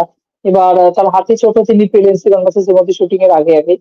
তো সেক্ষেত্রে মানে এটা অনেকে ভয় পাচ্ছেন যে মানে কি হয়, ধরো আমি সুস্থ থেকে 10টা ছবি করলাম, কিন্তু জোর করে 4টে ছবি করলাম, মানে এর থেকে তো সুস্থ থেকে 10টা ছবি করাই বেটার আর কি, তাই তো? দর্শক মানে মিঠুন দা যারা ভালো চান আর কি, তারা কিন্তু এই কথাটা বলছে, ওরা কিন্তু খারাপ উদ্দেশ্যে কেউ বলছে না। যে বয়স হয়েছে তার, দেখো সবার শারীরিক ক্ষমতা তো সমান নয় না, রজনীকান্তের যা, কামাল হাসানের যা, মিঠুন চক্রবর্তী হয়তো সময়ের সাথে সেটা হয়নি, ঠিক আছে, অসুস্থতা তাকে ঘিরে ধরেছে, তিনি একজন পলিটিক্যাল মেম্বারও, ঠিক আছে, সেটাও তার মাথায় রাখতে হবে, এবং তার প্রচুর হোটেল ফোটেল অনেক কিছু তার মাথায় চাপ আছে, অনেক তার কাজ করতে হয়। সেক্ষেত্রে হ্যাঁ মানে যদি সুস্থভাবে সে কাজ করতে পারে দুটো কাজ সেটাই করুক, আমরা এটাই চাই। আর ছবি তো ওনার এমনিতে ভালো চলছে, কাবুলিওয়ালা করলেন, ক্রিটিক্যালি দারুণ অ্যাক্লেমড হলো, বক্স অফিসে সুপারহিট হলো, প্রজাপতি ক্রিটিক্যালি অ্যাক্লেমড, বক্স অফিসে সুপারহিট, সন্তান। সন্তান সন্তান। হিট, সবকিছুই তো ভালো বক্স অফিস সাফল্য তিনি দিচ্ছেন, আবার ক্রিটিক্যালি অ্যাক্লেমডও করছেন। এটা তো কোনো কথা নেই যে আপনাকে শুধু অ্যাকশন সিনেমাই করতে হবে। হ্যাঁ, অ্যাকশন সিনেমা করলে আপনি বৃহত্তর দর্শকের কাছে পৌঁছাতে পারেন, এটা একটা ব্যাপার। বা এই টাইপের এখনো কাবুলিওয়ালা বা সন্তান টাইপের সিনেমা এখনো পৌঁছানোর এই তো কিছু নেই, এখন জাস্ট দর্শকদের সাথে নিজেকে মেলে ধর। মিঠুন হুম, চক্রবর্তী চাইলেই ছবি ছেড়ে দিতে পারেন করা, কিন্তু ওই তার নিজে ভালোবাসেন ছবি করতে, তার ছবিতেই জীবন, ছবিতেই মরণ, একজন শিল্পীর যে কাজ আর কি, তিনি শেষ অব্দি সেটা করে যাবে। যাই হোক, আমরা হ্যাঁ, বাট এবার যাবো হলো, বলো বলো। আমরা যারা মিঠুনদার ফ্যান তাদের জন্য এটা খুবই একটা ভালো, মানে আগামী বছর কয়েকটা একটা বা দুটো বছর, মানে 2026 স্পেশালি, কারণ এখানে জেলার 2 আসছে, তারপরে ফৌজি আসছে, প্রজাপতি আসছে এবছর শেষের দিকে, প্রজাপতি 2, বেঙ্গল ফাইলস আসছে। তো এই বছরের পরের বছর মিঠুনদার ফ্যান্সদের জন্য একটা ট্রিট। তো আপনারা এনজয় করুন মিঠুনদার সিনেমাগুলো প্রত্যেকটা, কারণ বড় শোনো, বড় সিনেমা, যেরকম সিনেমা 22 আপনারা থেকে মিঠুনদাকে সঞ্জিত দেখেছেন। তুমি এটা বলতে পারবে না, 22-23 থেকেই কিন্তু মিঠুনদার ছবি সেলিব্রেট করছে audience। হ্যাঁ, মানে বড় বড় মিঠুনদা স্টাররা কন্টিনিউ হয়তো ছবি একটা করে ছবি যাচ্ছে। করছে, জিতের মতো স্টার একটা ছবির বেশি করছে না, বা হয়তো পাচ্ছেও না কন্ট্রাক্ট, সেখানে মিঠুন চক্রবর্তী 3টে ছবি অলরেডি সাইন করা ভাই। এটা একটা ব্যাপার কিন্তু, এবং দর্শক চান তাকে সবসময়। হ্যাঁ, আচ্ছা, আমি এবং তুমি এটা মানবে যে ভাই এটা বলতে কোনো খারাপ নেই যে সীমান ভার্সেস শ্রীমতী এবং শাস্ত্রী ছবি দুটো হয়তো অ্যাভারেজ ছবি হতে পারে, কিন্তু যে কটা দর্শক গেছে মিঠুন চক্রবর্তীর জন্যই গেছে ভাই। এটা বাস্তব, এটা হ্যাঁ, তুমি মানবে। শাস্ত্রী আমার ভালো লেগেছে। শাস্ত্রী সিনেমাটা ফ্লপ আমি বলবো না কখনোই যে শাস্ত্রী মেকিং এর জন্য ফ্লপ হয়েছে। শাস্ত্রী একটা ভালো সিনেমা ছিল, শাস্ত্রী ফ্লপ হয়েছে প্রমোশনের অভাবে, হল পায়নি প্রমোশন বলে। হবে। হ্যাঁ, আমার শ্রীমান ভার্সেস শ্রীমতীটা আমি বলতে পারো যে শ্রীমান ভার্সেস শ্রীমতীটা আমার অনেক জায়গায় একঘেয়ে একঘেয়ে টাইপের লেগেছে। ঠিক আছে, বাট শাস্ত্রীকে আমি কখনোই বলবো না যে মেকিং খারাপ হয়েছে বা সিনেমাটা কোথাও একঘেয়ে লেগেছে। শাস্ত্রীর মতো সিনেমা যদি আজকে সাউথে রিলিজ করতো, অনায়াসে হিট, হাসতে হাসতে হিট হতো। আমাদের আস্তে এখানে আস্তে ওই বাকি যে দুটো সিনেমা রিলিজ করেছিল ওই সময়, বহুরূপী প্রবাবলি আর ওই টেক্কা, ওই দুটো সিনেমা হিউজ পরিমাণ সাকসেস পেয়েছিল, হিউজ পরিমাণ হল গ্যাদার করেছিল, যেটা শাস্ত্রী করতে পারেনি। প্লাস বাজে প্রমোশন হয়েছিল খুব, ওই ওই খালি নিজের সিনেমা রিলিজ হলে প্রসেনজিতের বাড়ি চলে যাব, জিতের বাড়ি চলে যাব, এইরকম করে প্রমোশন হয় না ভাই, গ্রাউন্ড লেভেল প্রমোশন করতে হয়, যেটা সেটাই। দেব বারবার করে। ঠিক আছে, তো হ্যাঁ, ওইভাবে প্রমোশন হয় না, তো প্রমোশন খুবই খারাপ ছিল। সেই জন্য সিনেমা শাস্ত্রী ফ্লপ করেছে। বাট সিনেমা শ্রীমতির কথা বাদ দাও। হ্যাঁ, এবার দেবের কথা উঠলো বলে আমরা আমাদের নেক্সট টপিকে যাব, যেটা অন্যতম একটা যাবো। হট টপিক, যেটা নিয়ে প্রচুর জলঘোলা হচ্ছে, আমি এক্সাইটেড, যে আমি এক্সাইটেড, বলো। খাদানের কালেকশন বা এই যে ধূমকেতুর কালেকশন, এইগুলো কি প্রপার কালেকশন, নাকি এর মধ্যে জল মেশানো হয়েছে? আকাশ কি বলবে এক কথায়? আমি তো ভাই দর্শক এই নিয়ে আমার উপর খেপে টেপে আছে, তুমি দেখবে ঠিক আছে। এবারে লোকের কমেন্ট বক্সে যে কমেন্ট, তুমি কিছু উত্তর দাও সারাটাকে সেই সব বলছে। ভাই আমি আগেও বলেছিল খাদান বা তোমার এই ধূমকেতু বলে নয়, তুমি দেখবে রঘু ডাকাত আসছে, তার আগে টেক্কা এসছে, এবং দেবের প্রোডাকশন থেকে যত ছবি এসছে, দেখো দেব মানুষ হিসাবে ভালো, দেবের ছবি অ্যাভারেজ ভালো খারাপ সেটা পরের কথা, দেব প্রমোশন ভালো করে কিছু বলার নেই, দেব রাজনৈতিক ক্ষেত্রে ভালো বা খারাপ আমার দরকার নেই, কিন্তু ভাই দর্শকদের এই যে বোকা বানানো, ঠিক আছে, এই এই ব্যাপারটা আমার কোথাও গিয়ে বারবার করে মানে দেবের ওপরে তো সম্মানটা কোথাও গিয়ে কমে যায়। যে দেখো, যে ছবি 7 কোটি ইনকাম করছে 5 দিন বা 6 দিন বা 6 কোটি ইনকাম করছে, কিন্তু ওকে অনেক ভালো, বাংলা সিনেমা নিচ্ছে দারুণ, সেটাকে আমি কেন ডবল দেখাবো? মানে ডবল দেখালে কি দর্শক দেখতে যাবে? তা তো নয়, যারা দেখার তারা ছবিটা এমনি দেখবে, যারা না দেখার বাংলা ছবি তারা দেখবে না, কোনো যায় আসে না। তোমার ছবি 15 কোটি করো না, তোমার ছবি 20 কোটি করো, এই যে র্যাট রেস, তুই প্রথমে বললে না যে র্যাট রেসের কথা, রিভিউয়ারদের ক্ষেত্রে, বাংলা সিনেমার ক্ষেত্রে আমরা দেখেছি র্যাট রেসটা চলে। ভাই অন্য প্রোডাকশন হাউস আমার থেকে আগের বার বেশি ছবি হিট করেছে, বেশি ইনকাম করেছে, এবারে আমার ছবি তার থেকে বেশি আমার দেখাতে হবে, এবং যখন ওই গন্ডিটা টপকে যাচ্ছে, তারপর তুমি আর কোনো বক্স অফিসে রিপোর্ট পাবে না, এই কারণে আমার তো কাজ হয়ে গেছে। খুব খারাপ, এই মানে এই আর ব্যাপারটা খুবই খারাপ বিশেষ করে। খাদানের কথাটা আমি পরে এবং আছে, আসছি। এবং আছে না, এবং আমি আমি শেষ করবো একটা লাইন, এবং আছে তাদের ড্যাশ ফ্যানেরা, যারা বোঝানোর চেষ্টা করে না কোনটা ঠিক কোনটা ভুল হয়। তারা যদি তাদের হিরোর এই ঠিক ভুলটাকে বিচার করতে পারে, তো তুমি মিঠুন চক্রবর্তীর বললে যে শ্রীমান বাসের সিনেমা তোমার ভালো লাগে, তাতে কি তুমি মিঠুনের ফ্যান কম হয়ে যাবে, না মিঠুন তোমাকে ঘেন্না করবে? তা তো নয়, যেটা সত্যি কথাই ভাই। এটার মধ্যে কি মানে এটাতে কি যায় আসে, এটাই তুমি বুঝি না বলো। দেখো খাদানের কথাটা আমি বলতে পারবো না, বাট ধূমকেতুর কথাটা আমার কেন হাসি পেলো যে ধূমকেতু রিলিজ করার আগেই রানা সরকার একটা জায়গায় কমেন্ট করে বলেছিল যে সিনেমাটা 30 কোটি টাকা বক্স অফিস কালেকশন করবে। আর আচ্ছা সিনেমাটার এখন পর্যন্ত কালেকশন আজকে প্রবাবলি 13 নম্বর দিন। সিনেমাটার না, কালেকশন আজকে 22 দেখলাম কোটি সকালে 22 কোটি সামথিং। 22 কোটি সামথিং, মানে হ্যাঁ আমি সবকিছু স্বীকার করছি, দেব দারুণ, দেবের প্রমোশন স্ট্র্যাটেজি দারুণ, প্লাস দেবের যে পিআর টিম সেটা হচ্ছে বাংলার সব থেকে স্ট্রংগেস্ট পিআর টিম। কারণ দেখো বেশ বেশ বেশ। কারণ কি বলছি, এই খাদানের সময় একটা কথা খুব উঠেছিল যে বাংলায় প্রথম নাইট শো, রাত দুটোর শো হাউসফুল। এবার তুমি বলো দেব বাংলায় বাংলা সিনেমা ওই পুরুলিয়া রানীগঞ্জে প্রবাবিলিটি হয়েছিল, রানীগঞ্জে বাংলা সিনেমা চলেই না। আমি রিসেন্টলি গেছিলাম চলে ঝাড়খণ্ড ওই রানীগঞ্জ এলাকায়, একটা বাংলা সিনেমার আমি পোস্টার দেখতে পাইনি, চলেই না। চলো। সেখানে একটা বাংলা সিনেমা প্রথম রাত দুটোর সময় একটা হলে শো পেলো, সেই শোটা হাউসফুল হয়ে গেল, এটা মানা যায়? এটা কি করে হয়েছে? যে ওখানে হয়তো দেবের ফ্যান ক্লাব ছিল, হতে পারে, বা ওখানে কর্পোরেট বুকিং করানো হয়েছে, সেই কর্পোরেট বুকিং করে, কর্পোরেট বুকিং ছেড়ে দিলাম, ফ্যান ক্লাব হয়তো ছিল, সেই ফ্যান ক্লাবকে টিকিট অনেকটা বিলিও করেছে, অনেকটা তারা নিজেরা করেছে, করে সেই শোটা হাউসফুল করেছে। এবং যে কোনো জায়গায় এটা তো হয় মানে এটা সঞ্জীব, এটা হয়, এটা এটা তুমি দেখবে যে শো যেদিন হ্যাঁ দেব বা জিতের শো আসে, ওদের যে ফ্যান ক্লাব আছে ওরা আলাদা করে একটা মিটিং করে 20, 25, 30 জনকে নিয়ে চলে যায়, মানে একটা হল পুরো বুক করে আর নেয়, একটা শো বুক করে নেয়, আর এটা এবং একটা এটা ক্রেজ তোমার তৈরি করে। এটা তোমার এই যে কি বলবো, এইটা তোমার শুধু যে আমাদের এখানে নয়, এটা সব জায়গাতে হয়, মানে সাউথে বলো, সব হিন্দিতে বলো, জায়গায় সব জায়গাতে এই জিনিসটা হয় যে প্রথম দিন ফ্যান ক্লাবরা যাবে সিনেমা দেখতে। এবার বাংলাতে এবার দেব এখানে কি স্ট্র্যাটেজিটা খেললো, দেব কিন্তু কলকাতায় ওই যে কলকাতায় অনেক যে সিঙ্গেল স্ক্রিন আছে, রাধা স্টুডিও বা এইসব হুম জায়গায় কিন্তু ওর ফ্যানেরা যায় প্রচুর পরিমাণে প্রথম হুম দিন। হুম হুম ওগুলো থেকে প্রথম দিন আসতে যায়। দেব এখানে কি স্ট্র্যাটেজি খেললো, ও কিন্তু কলকাতায় কিছু করলো না, ও করলো কোথায়, রানীগঞ্জ, যেখানে কিন্তু বাংলা সিনেমা চলে না। সেখানে নিজে চলে না। হয়তো কিছু টাকা দিয়ে টিকিট কর্পোরেট বুকিং ও করিয়েছে, কিছু লোক নিজেও দেখতে গেছে, তার ফ্যান্স ক্লাবের সদস্যরা। ও এই জিনিসটাকে রানীগঞ্জে করালো, ফলে দুটো জিনিস হলো, এক যে বাংলার মফস্বল এলাকাতে যেখানে বাংলা সিনেমা চলে না সেখানে আমার সিনেমা চলছে, মানে সিনেমাটা ভালো হয়েছে। সেকেন্ড কি জিনিস, যে ও এই জিনিসটাকে পুরো প্রচার করে দিল যে রাত দুটোর সময় শো হাউসফুল গেছে। ওটা কিন্তু একবারও বলেনি যে তার ফ্যান্সরা গেছে, ওটা রাত দুটোর শো হাউসফুল, এটা বলা হলো রাত দুটোর শো হাউসফুল, মানে কি দর্শক দেখতে গেছে, সিনেমাটা এত ভালো হয়েছে। এইভাবেই তো পিআর টিম, এই পিআর টিমটা কাউন্ট নেই, এই পিআর টিমটা কারণ বড় এটা বড় সত্যি প্রোডাকশন, কথা। উইন্ডোজ এত এবং স্ট্রংগেস্ট এবং পিআর টিম। এবং আমাদের আমাদের এখানকার রিভিউয়ারদের কিনে নেওয়া, এটা তো আছেই সঞ্জীব, এটা তো মানে এটা তো আলাদা করে কিছু বলার নেই, তারা তো পেছনে রিভিউয়ারদের পড়েই তুমি থাকে। ছাড়ো, আমি মানে আমি আমি জীবনে এই জিনিসটা যদি আমার কোনোদিন সুযোগ সুবিধা আসেও যে স্টারেদের ইন্টারভিউ নেয়, আমি কোনোদিন নেবো না। কারণ কি বলতো, এই স্টারেদের ইন্টারভিউ নিলে না এরা বিক্রি হয়ে যায় স্টারেদের কাছে। মানে আমি এটা তো বহু রিভিউয়ারকে দেখেছি, খাদান দুর্দান্ত সিনেমা, খাদান হেভি সিনেমা, কারণ কি দেব ইন্টারভিউ দিয়েছে বসে, খাদানকে ভালো বলতে হবে বস, ঠিক আছে? কোনো একটা প্রপার অডিয়েন্স দেখে আমাকে বলুক কি যে খাদান কোন দিক থেকে ভালো সিনেমা, ওই কয়লা আমি তো দেখিয়েছে বলে? বলেছিলাম শুনছি সেইটা, সেই নিয়ে খুব ইয়ে হয়েছিল, আমি বলেছিলাম। এবং আমি বলেছিলাম, বলবোই আগামী। টেক্কা একটা ফালতু ছবি ছিল, টেক্কার বলা ফালতু ছবি হয় না, মানে ফালতু থেকে ফালতু ছবি ছিল টেক্কা। ধূমকেতু সিনেমাটা কেমন হয়েছে এটা আমি কোনোদিনই বলবো না, কারণ আমি সিনেমাটা দেখিনি, যেটা দেখিনি সেটা নিয়ে আমি কথা বলবো না। ধূমকেতু তোমার ভালো লাগে, বাট ভালো লাগে। বাট আমি যখন এসছিল তখন অনেকে অডিয়েন্স দেখলাম যে খুব প্রথম দিকে খুব ভালো আসছিল, বাট রিসেন্টলি আমি অনেক অডিয়েন্সকে দেখছিলাম যে যারা দেখে এসছে আমাদের আছে, তারা বলছে যে এমন কিছু আহামরি কিছু নয় সিনেমাটা, ঠিক আছে।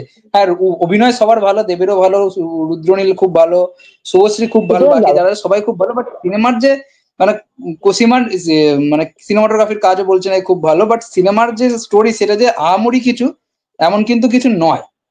এবার আমার সব থেকে অবাক লাগে এটা ভেবে যে বাংলায় এমন ফ্যান বেস আছে আজকের দিনে দাঁড়িয়ে, যে খালি দেব শুভশ্রী এক হচ্ছে বলে মানে এমন ভাবে চললো যে 12 দিনে 22 কোটি টাকা কামিয়ে নিল। তো যারা, সঞ্জিত তুমি এটা ভাবো, দর্শক তো এগুলো চিন্তা করে না, ছবিটা কার সাথে রিলিজ করছে, ওয়ার্ড 2 এর সাথে রিলিজ করছে, কুলির সাথে রিলিজ করছে, কুলির হিন্দি ভার্সন এবং তামিল মানে সাউথ ইন্ডিয়ান ভার্সন, প্লাস নারসিংহার মতো ছবি কিন্তু এখনো চলছে।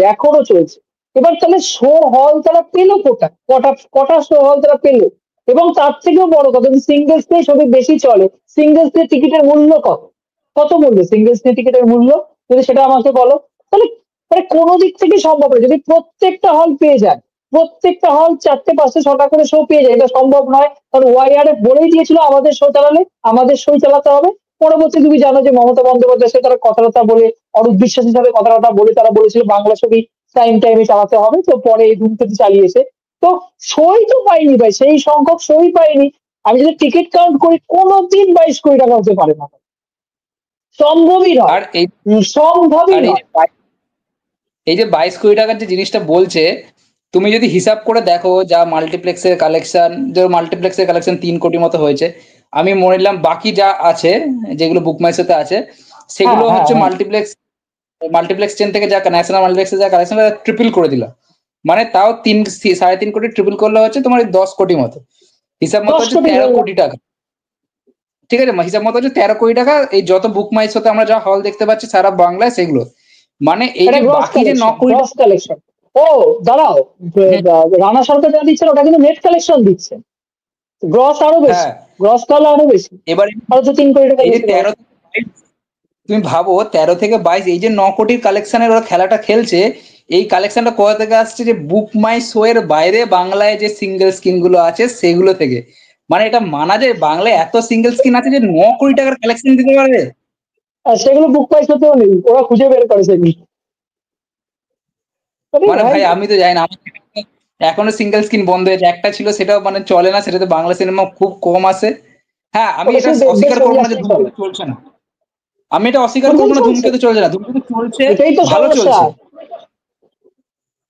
ভালো এই যে চলছে, কারণ সঞ্জীব অনেক আমি অনেক সঞ্জীব দাঁড়া দাঁড়া দাঁড়া, এর তুমি আর আমি বসে, হুম, তুমি আর আমি বসে ক্রিটিসাইজ করছি, ওই দেবের ফ্যানরা এসে বলবে আরে তোমরা বাংলা সিনেমা বিরোধী, তোমরা বাংলা সিনেমা ভালো চাও না। আরে ভাই আমরা বাংলা সিনেমার ভালো চাই বলেই কথাগুলো বলছি, তাহলে আমরা বলতাম ভাই 30 কোটি টাকা ইনকাম হয়ে গেছে ভাই, তা লাভ হতো কোনো, বাংলা সিনেমার কোনো লাভ হতো আখেরে, প্রোডাকশন কি পায় আরে আমার তাহলে? শোনো, আমার হাসি পায় জানো তো, যখন কেউ এই দেবের সিনেমা বা জিতের সিনেমা আসলে বলে যে বাংলা সিনেমার পাশে দাঁড়াত, আমার হাসি পায় শুনলে। দেব আর জিৎ মানে বাংলা সিনেমা, ওরা বছরে ধরো ধরো তুমি আমার কথা শোনো, ধরো দেব বছরে 2টো করে সিনেমা করলো, জিৎ বছরে 2টো করে সিনেমা করলো, আমি ধরে নিলাম 4টে সিনেমা বছরে 20 কোটি টাকার বিজনেস করছে, মানে 80 কোটি টাকার বিজনেস করলো, আর বাকি বছরে যে 50টা সিনেমা রিলিজ করলো সব ফ্লপ, লোকে দেখতে গেল না, বাংলা সিনেমার উন্নতি হবে? মানে দেব আর সেটাই, জিতের আরো সময় কত খালি এই জিনিসটা বছর, মনে পড়ে, এই আর দেব আর কত জিতের বছর সময় এই সেটাও তো জিনিসটা ব্যাপার, মনে পড়ে যে সেটাই তো ব্যাপার। বাংলা সিনেমার পাশে দাঁড়া। এইসব বাজে কথা, আরে এইসব এখন এই নতুন ইউটিউব রিভিউয়াররা উঠে উঠে এইসব কথাগুলো বলছে যে বাংলা সিনেমার পাশে দাঁড়া। যখন ভালো ভালো বাংলা সিনেমা বেরোয় সেগুলোর পাশে কেউ দাঁড়ায় না। কত লো কেউ বাজেটের ভালো দাঁড়ায় না। ভালো বাংলা সিনেমা বেরোয়, একদম এই যে একদম পারিয়া রিলিজ করলো বিক্রমের লো বাজেটের একদম। সিনেমা, তারপরে এই ব্রহ্মার্জুন বলে একটা সিনেমা রিলিজ করলো, রোহান ছিল আর কেউ ছিল, কটা লোক দেখতে গেছে? প্রিয়াঙ্কা, খালি দেবের সিনেমার প্রিয়াঙ্কা। সময় দেব একটুখানি ওই এটা বাস্তব কথা, দেব এই জিনিসটা খুব ভালো করতে পারে, পিআর করতে পারে, আর সিনেমা রিলিজ হলেই ওর একটা এমন কোনো প্রমোশন ইস্যু দারুণ। তৈরি করবে যে আমি বাংলা সিনেমার ভালো চাই। এই যে এবারে যে কেসটা করলো তোমার এই যে বাংলা সিনেমার প্রাইম টাইম নিয়ে এই একটা কেস করলো, প্রাইম টাইম আমি নিয়ে। আজকে একটা জায়গায় খবর পেলাম, একটা জায়গায় দেখছি যে বহুরূপী নাকি শো পায়নি, প্রাইম শো পায়নি পাইনি বহুরূপী, তো, তাহলে কি পাইনি তো, লাভটা পাইনি হলো? তো, পাইনি তো। তাহলে তাহলে অনেক বহুরূপী কম শো প্রাইম শো পেয়েছে। পায়নি, তাহলে আমার সিনেমা রিলিজ হলে আমি খালি প্রাইম শো পাবো আর বাকি সব সিনেমা ভোগে যাক, এটা এটা আমি তো সম্ভব বলেছিলাম, নয়। একদম, একদমই তাই, সিনেমা একদমই তাই। চললে একটা সিনেমার ইন্ডাস্ট্রির উন্নতির জন্য 50টা সিনেমা রিলিজ করলে তার মধ্যে মিনিমাম মিনিমাম 20 থেকে 25টা সিনেমা ভালোভাবে চলা উচিত, ভালো হিট করা উচিত, চলো, তাহলে ইন্ডাস্ট্রির উন্নতি হবে। আর খালি আমাদের এখানকার মানে আমি বলবো না ওইসব ফ্যানেরা কিছু যায় না ফায় না, আর কিছু রিভিউয়ার আছে যারা সারাদিন দেব কি করছে, হুম। এই কি করছে, ওই কি করছে, দেব এখানে কি করলে, দেব প্রতিদিন দেব একটা করে, মানে আরে প্রতি বাবা, ঘন্টায় ঘন্টায় আরে দেব একটা তুমি করে জানো কথা বলছে। দেবদা রঘু ডাকাতে তুমি দেখেছো তো, প্রমোশনের জন্য কয়েকটা জায়গা মোটামুটি ফিক্সড করেছে, সব জায়গায় আসবে, মানে কয়েকটা, এটা খাদানের সময় করেছিল, ঠিক আছে, আমাদের মধ্যমগ্রামে আসবে, মলে আসবে, যাই হোক। ভাই সেই লোকগুলো দেবদার পিছনে পিছনে চলে যাবে, দেবদা এই গাড়ি থেকে নামলো, এই এবার উঠলো, মানে ওদেরকে যেভাবে নিয়েও যায় ভাই, ওদেরকে পেছনে গাড়ি করে নিয়েও যায়, চল ভাই চল, আমি প্রমোশন করছি তোরা চল। মানে ওই যাওয়ার সময় ডিম বিস্কুট দিয়ে দেয়, ঠিক আছে, দিয়ে চলো ভাই, 10 টাকা হাতে ধরিয়ে দিয়ে চলো ভাই প্রমোশন, কারণ আস্তে আস্তে চলে গেল। এবং এটা কিন্তু মানে লয়াল নয়, আমি সঞ্জীব না, তুমি বলো, লয়ালিটি একটু দরকার, ধরো তুমি আমি মিঠুন চক্রবর্তী ফ্যান, কিন্তু খারাপটাও আমরা বলি, কিন্তু ভাই লয়াল, এমন না ভাই রাতারাতি আমরা এখন অন্য কারোর ফ্যান হয়ে যাবো, সেটা তো হয় না। এরা ভাই কয়েকদিন আগে এই সুপারস্টারকে নিয়ে চাটলো, যেই ফ্যানেদের কাছ থেকে থাপ টাপ খেলো, ঠিক আছে, বুঝে গেল আর কিছু করার নেই, ব্যাস যে চলছে বাংলা তাকে নিয়ে। এদের মধ্যে লয়াল না, ধরো নতুন যে উঠলো, ঠিক তার কাছে 5-8টে চলে যাবে। তুমি যদি লয়ালিটি আরে পোস্টে তোমরা যদি একজনের প্রতি লয়াল থাকো ভাই, তুমি তো সেটাও করছো না ভাই। সব ফ্যানদেরকে আমি টাকা বাংলার আমাদের এখানকার 90% movie reviewer 90% movie reviewer Debjit এই দুজনের ফ্যান ক্যাটাগরি করে চলে তাদের 90%। একদম। ঠিক আছে, তো কারণ তুমি একটা উদাহরণ দেখবে, আজকে দেবের কিছু একটা বলে দিল যে খুব ভালো, রেকর্ড করে দিয়েছে, রেকর্ড মানে প্রতি ঘন্টায় ঘন্টায় রেকর্ড করছে দেব, ঠিক তার পরের দিনই জিতকে নিয়ে একটা ভিডিও বানাবে, কারণ ওই ফ্যানটাকে তো ধরতে হবে। করতে হবে, হ্যাঁ, একদম একদমই তাই। আর আর আর যারা খুব বড় রিভিউয়ার তাদের মধ্যেও কিন্তু এই মানে যে আমি নিজের জায়গায় ঠিক থাকবো সেটা নেই। বায়াসনেস কেন রয়েছে, বলতো? বায়াসনেস রয়েছে, কেন বলতো? বায়াসনেস রয়েছে সবার মধ্যে। এই যে পার্সিয়ালিটি কখন হয়ে যায়, যখন কালকে একটা দেবের ইন্টারভিউ নিয়ে নিল ধরো, ও বলতেই পারবে না সিনেমাটা খারাপ হলো, এই সিনেমাটা খারাপ।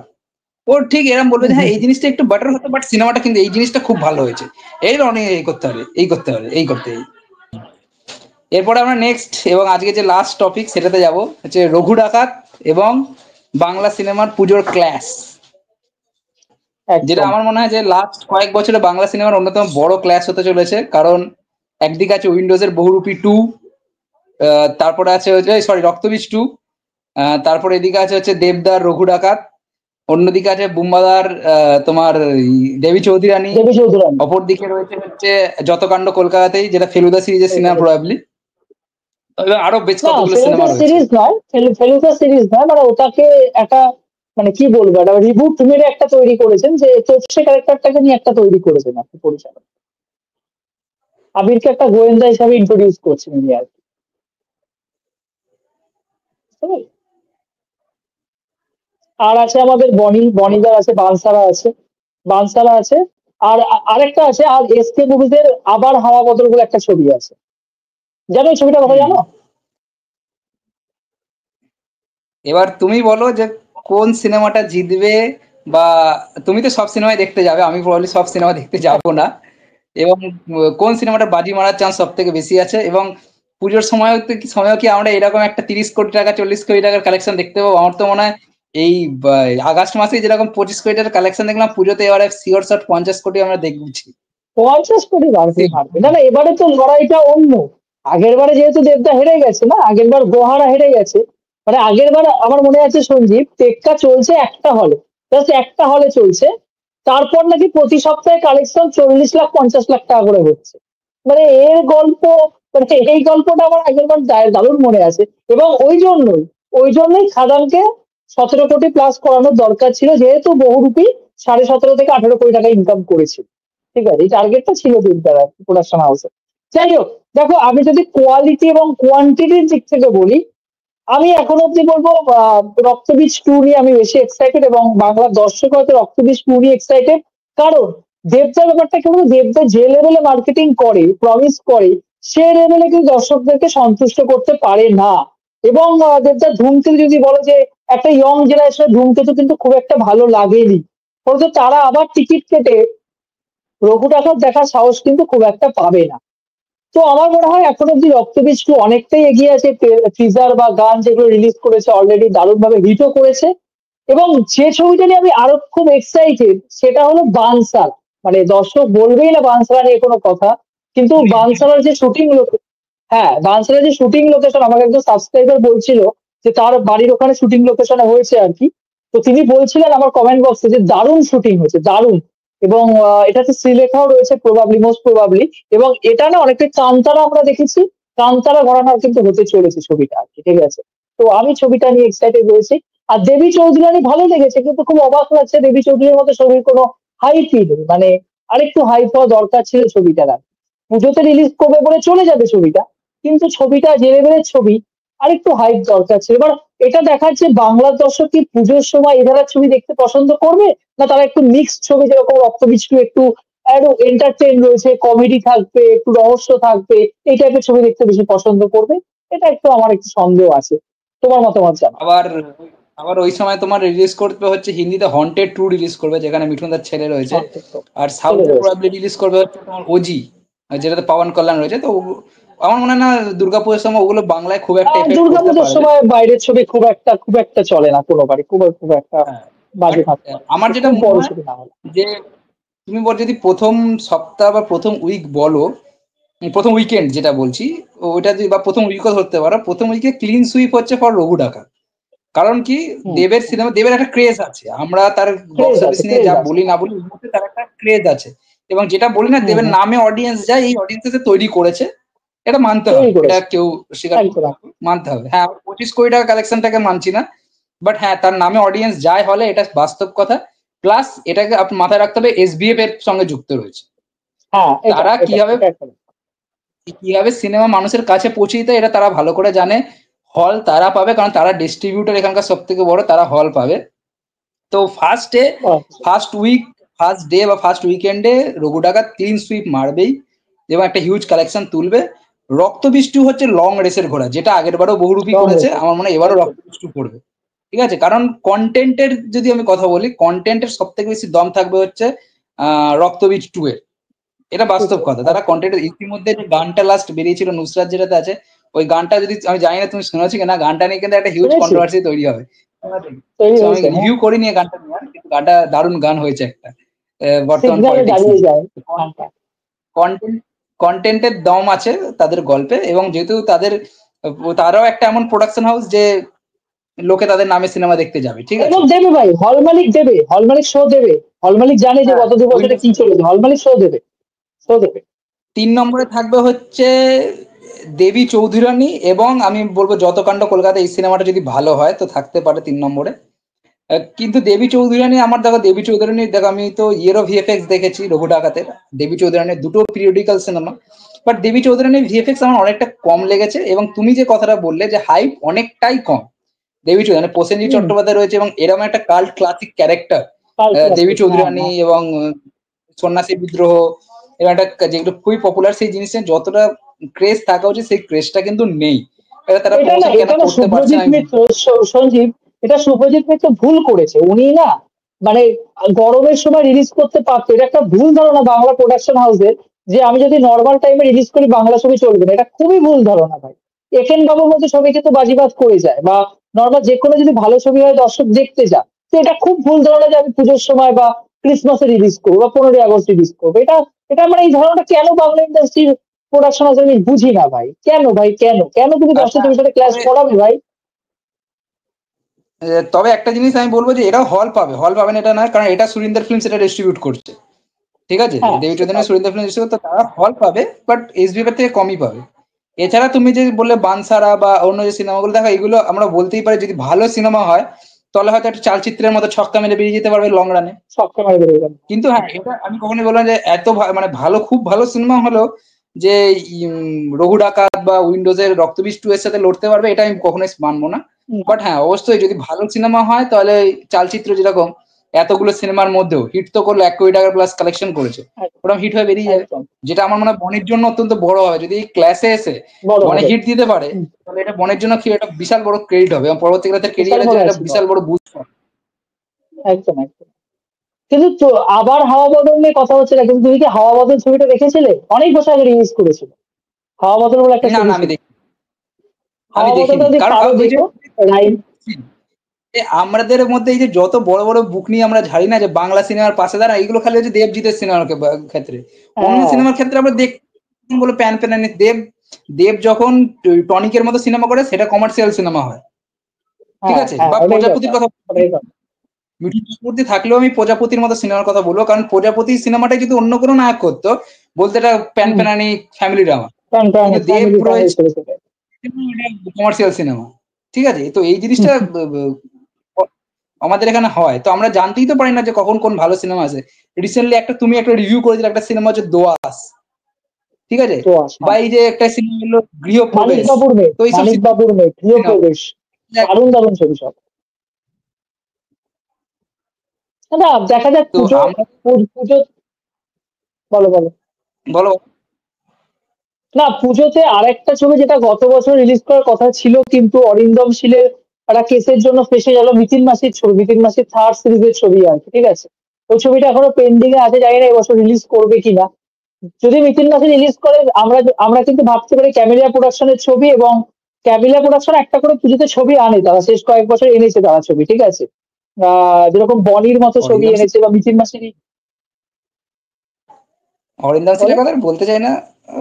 দেব সিনেমা নিয়ে আসবে, উনি নিয়ে আসবেন না, কারণ নিজের পার্টির লোক তো নিয়ে আসবে না। উনি মোটামুটি এই মাসটা পুরোটা আমার মনে হয় বেঙ্গল ফাইলস 5 তারিখ রিলিজ করবে, তারপর থেকে উনি মোটামুটি অরিন্দম সিল, রানা সরকার এটা লেখালেখিতে ব্যস্ত থাকবে যে কেন কেন বেঙ্গল ফিল্ম সিনেমাটা বাংলাকে কিছু নামাচ্ছে, এসব লেখালেখিতে ওনারা ব্যস্ত থাকবেন আমার মনে হয়, কারণ ওটা করতে হবে ওনাদের।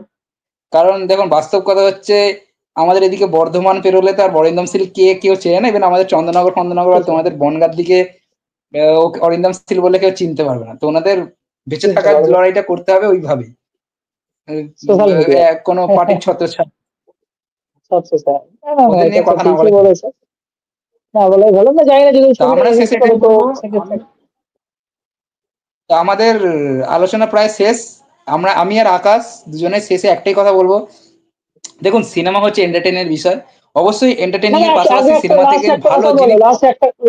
দাঁড়া বন্ধু, লাস্ট একটা কথা বলে তারপর শেষ করবো। সেটা হলো তোমার আর আমার মধ্যে যারা ভাবছে খুব ঝগড়া হয়েছে আর মুখ দেখাদেখি হবে না, শুনতে পাচ্ছ? কেটে যাচ্ছে, হ্যাঁ এবার শুনতে পাচ্ছ? কেটে যাচ্ছে তোমার কথাগুলো। হ্যাঁ এবার শুনতে পাচ্ছ? বলছি যে শেষ যেটা বলবো সেটা হলো যে যারা ভাবছে, যে অডিয়েন্স ভাবছে যে তোমার আর আমার মধ্যে খুব ঝামেলা হয়েছে, আমরা মুখ দেখা দেখি বন্ধ আমাদের, তুমি আমাকে রিপ্লাই করেছো, এবার আমি তোমাকে রিপ্লাই করেছি, এবং মানে একটা বিরাট বড় ক্যাজরা ফ্যাজরা হবে সোশ্যাল মিডিয়াতে, তো তাদের উদ্দেশ্যে, সেই অভাগাদের উদ্দেশ্যে তুমি একটা লাইন বলে দাও। দেখুন আমি একটাই কথা বলবো যে রিপ্লাই দেওয়াটা খারাপ নয়, ঠিক আছে, রিপ্লাই বন্ধুদের মধ্যেও হয়। আমি একটা উদাহরণ খুব দিই যে বিরাট কোহলি এবং এবি ডিভিলিয়ার্স খুব ভালো বন্ধু, কিন্তু যখন তারা নিজেদের দেশের হয়ে খেলে তখন কি তারা বন্ধুত্ব দেখায় যে ভাই তুই খেলছিস আমি আউট হয়ে যাব না? তো আপনি রিপ্লাই, আমি আকাশকে বা আকাশ আমাকে কিছু ভুল দেখলে অবশ্যই রিপ্লাই দিতে পারে, এটার মানে এটা নয় যে আমাদের দুজনের মধ্যে কোনো পার্সোনাল প্রবলেম আছে, ঠিক আছে। আমার কিছু জিনিস মনে হয়েছিল ওর এই জিনিসটা একটু যুক্তিহীন হচ্ছে, আমি সেই জন্য ওকে রিপ্লাই দিয়েছি, এবং সেটা খুব পোলাইট ভাবে, সেটা পয়েন্ট দিয়ে। এই রিপ্লাই মানে এরকম নয় যে আমি আকাশের ব্যক্তিগত জীবন নিয়ে কিছু বলেছি, তাকে কোনো ব্যঙ্গাত্মক কথা বলেছি, কোনো কিছুই কিন্তু বলিনি, ঠিক আছে। এবার আকাশ আমাকে অবশ্যই রিপ্লাই দিতে পারে, এবং আকাশও আমাকে রিপ্লাই দিয়েছে, সেটাতে কিন্তু কোনো বাজে কথা বলেনি, ঠিক আছে। এবং আমাদের রিপ্লাই এরকমও নয় যে আমি রাত্রিবেলায় রিপ্লাই দেওয়ার আগে আকাশকে সামনেই বলছি, আকাশকে আমি বলিও নি কোনোদিন। আকাশ আমাকে ফোন করে বলছে এই সন্দীপ তুমি রিপ্লাই দিয়েছো আমাকে, হ্যাঁ। তো আমাদের মধ্যে ওরকম জিনিস হয় না, দেখিয়ে লোকের কাছে এই ঝামেলা হচ্ছে আমাদের মধ্যে এরকম সৃষ্টি করে রিপ্লাই দেবো, ওরকম করি না। যেটা মনে হয় সেটা রিপ্লাই দেবো, এটা হওয়া উচিত, আর মানে এটা হওয়া উচিত, তাহলেই কিন্তু অডিয়েন্সের ক্লিয়ার হবে প্রত্যেকটা জিনিস। আমাদের যে যে আকাশের 6,000 বা আমার 1,500 যে অডিয়েন্স আছে, তারা তো আমাদের বিশ্বাস করে ভিডিও দেখে, তো তাদের কাছে জিনিস ক্লিয়ার হবে যেটা দুজনে এই দুটো পয়েন্ট নিয়ে কথা বলছে, এই জিনিসটা ঠিক। এটা মানে এরকম কোনো ব্যাপার না যে আমাদের পার্সোনাল কোনো প্রবলেম আছে। আর বাস্তব কথা যেটা আমি সবসময় বলি, আমি আকাশ বা আরো বড় বড় যারা ইউটিউব রিভিউয়ার আছে, কেউ কেটা নয় বস। আমাদের মনে হয় আর আপনারা আমাদের সময় দেন, খুব কৃপা করে আমাদের ভিডিও দেখেন, সেই জন্য আমরা আজকে আপনাদের সামনে ভিডিও করছি। আমরা কোনো কেউ কেটা নয় মহাশয়। যারা কেউ কেটা ভাবে তারা নিজেদের অনেক কিছু ভাবতে পারে, আমি বা আকাশ অন্তত ভাবে না, তো সেরকম কোনো ব্যাপার নয়, আমাদের মধ্যে কোনো ঝামেলা নেই, ঠিক আছে। বা এই পডকাস্টটাও কিন্তু আমাদের কোনো দেখিয়ে পডকাস্ট করা এরকম কিছু ব্যাপার না। বহুদিন আগে থেকে, মানে যে রিপ্লাই দিয়েছি তারও অনেক আগে থেকে আমরা দুজন বলেছিলাম যে আবার একটা পডকাস্ট করব, এবং আপনাদের বলে দিচ্ছি বেঙ্গল ফাইলস রিলিজ করার পরে আমরা আবার একটা পডকাস্টে আসবো, আবার হবে, একদম আবার হবে। হতেও পারে যে বেঙ্গল ফাইলস এই ওই পডকাস্টের আগে, তৃতীয় পডকাস্টের আগে আমাদের মধ্যে আবার একটা রিপ্লাই চলতেই পারে। তো প্লিজ ওই হিসাবে ভাববেন না যে কোনো রকম কোনো সমস্যা আছে দুজনের মধ্যে। আকাশ আমি বন্ধু দুজনেই, এবং আমাদের বন্ধুত্ব আরো কন্টিনিউ হবে, এবং আমি মনে করি এই বন্ধুত্বটা পুরো কমিউনিটির মধ্যে থাকা উচিত, ঠিক আছে। আর শেষে অবশ্যই এটা বলতে চাই যে পুজো আসছে, পুজোয় বাংলা সিনেমা আসছে, সিনেপ্রেমীরা সিনেমা দেখুন এবং বেঙ্গল ফাইলসও দেখুন, কারণ সিনেমা দেখায় এন্টারটেন হওয়া যেমন আমাদের কাজ, তেমনি সিনেমা থেকে ভালো জিনিসগুলো এক্সট্রাক্ট করাও আমাদের কিন্তু কাজ। সিনেমা না দেখে একটা সিনেমাকে খারাপ আপনি কখনোই বলতে পারেন না। সিনেমা দেখুন, দেখার পরে আপনার যদি মনে হয় যে সিনেমাটা ভুল জিনিস দেখিয়েছে, অবশ্যই সেটার প্রোটেস্ট করুন, বাট আগে দেখুন সেটা। একটা গণতান্ত্রিক ডেমোক্রেসিক দেশে একটা সিনেমাকে ব্যান করে দেয়, এটা কখনো উচিত হবে না। বা না দেখে আমি এই পার্টির ছত্রছায়া আছি বলে না দেখে আমি বলে দেবো এই সিনেমাটা কিন্তু ভালো না, এই সিনেমাটা এটাও করা উচিত না। অবশ্যই যান সিনেমাটা দেখুন, খারাপ লাগলে খারাপ বলুন না, কে বলেছে? আমি নিজে খারাপ বলবো, আমি মিঠুন চক্রবর্তীর ফ্যান হতে পারি, কিন্তু যারা আমার ভিডিও দেখে বা আকাশ মিঠুনদার পছন্দ হতে পারে, কিন্তু আকাশও যখন মনে করে যে এটা ভুল হয়েছে ও রিপ্লাই দেয়, ও বলে সত্যি কথা একদম যে একদম। এটা ঠিক হয়নি, আমরা বলবো অবশ্যই, এরকম কোনো ব্যাপার না, আমাদের ওইরকম ফ্যান ক্যাটারিং করে আমাদের ভিডিও আমাদের সাবস্ক্রাইবার গেইন করতে হয়নি, আশা করি ভবিষ্যতে হবে না। তো সত্যি কথাটা অবশ্যই আমাদের চ্যানেল থেকে আপনারা পাবেন। তো একদম চলো থ্যাংক আকাশ, ইউ সঞ্জিত, চলো গুড নাইট, আবার কথা হবে। এবং অবভিয়াসলি যারা দর্শকরা একদম শেষ অবধি দেখছেন, 1 ঘন্টা প্রায় 7-8 মিনিট 10 মিনিটের কাছাকাছি হয়ে গেল তাই। তো থ্যাংক ইউ সবাই, লটস অফ লাভ, জয় হিন্দ।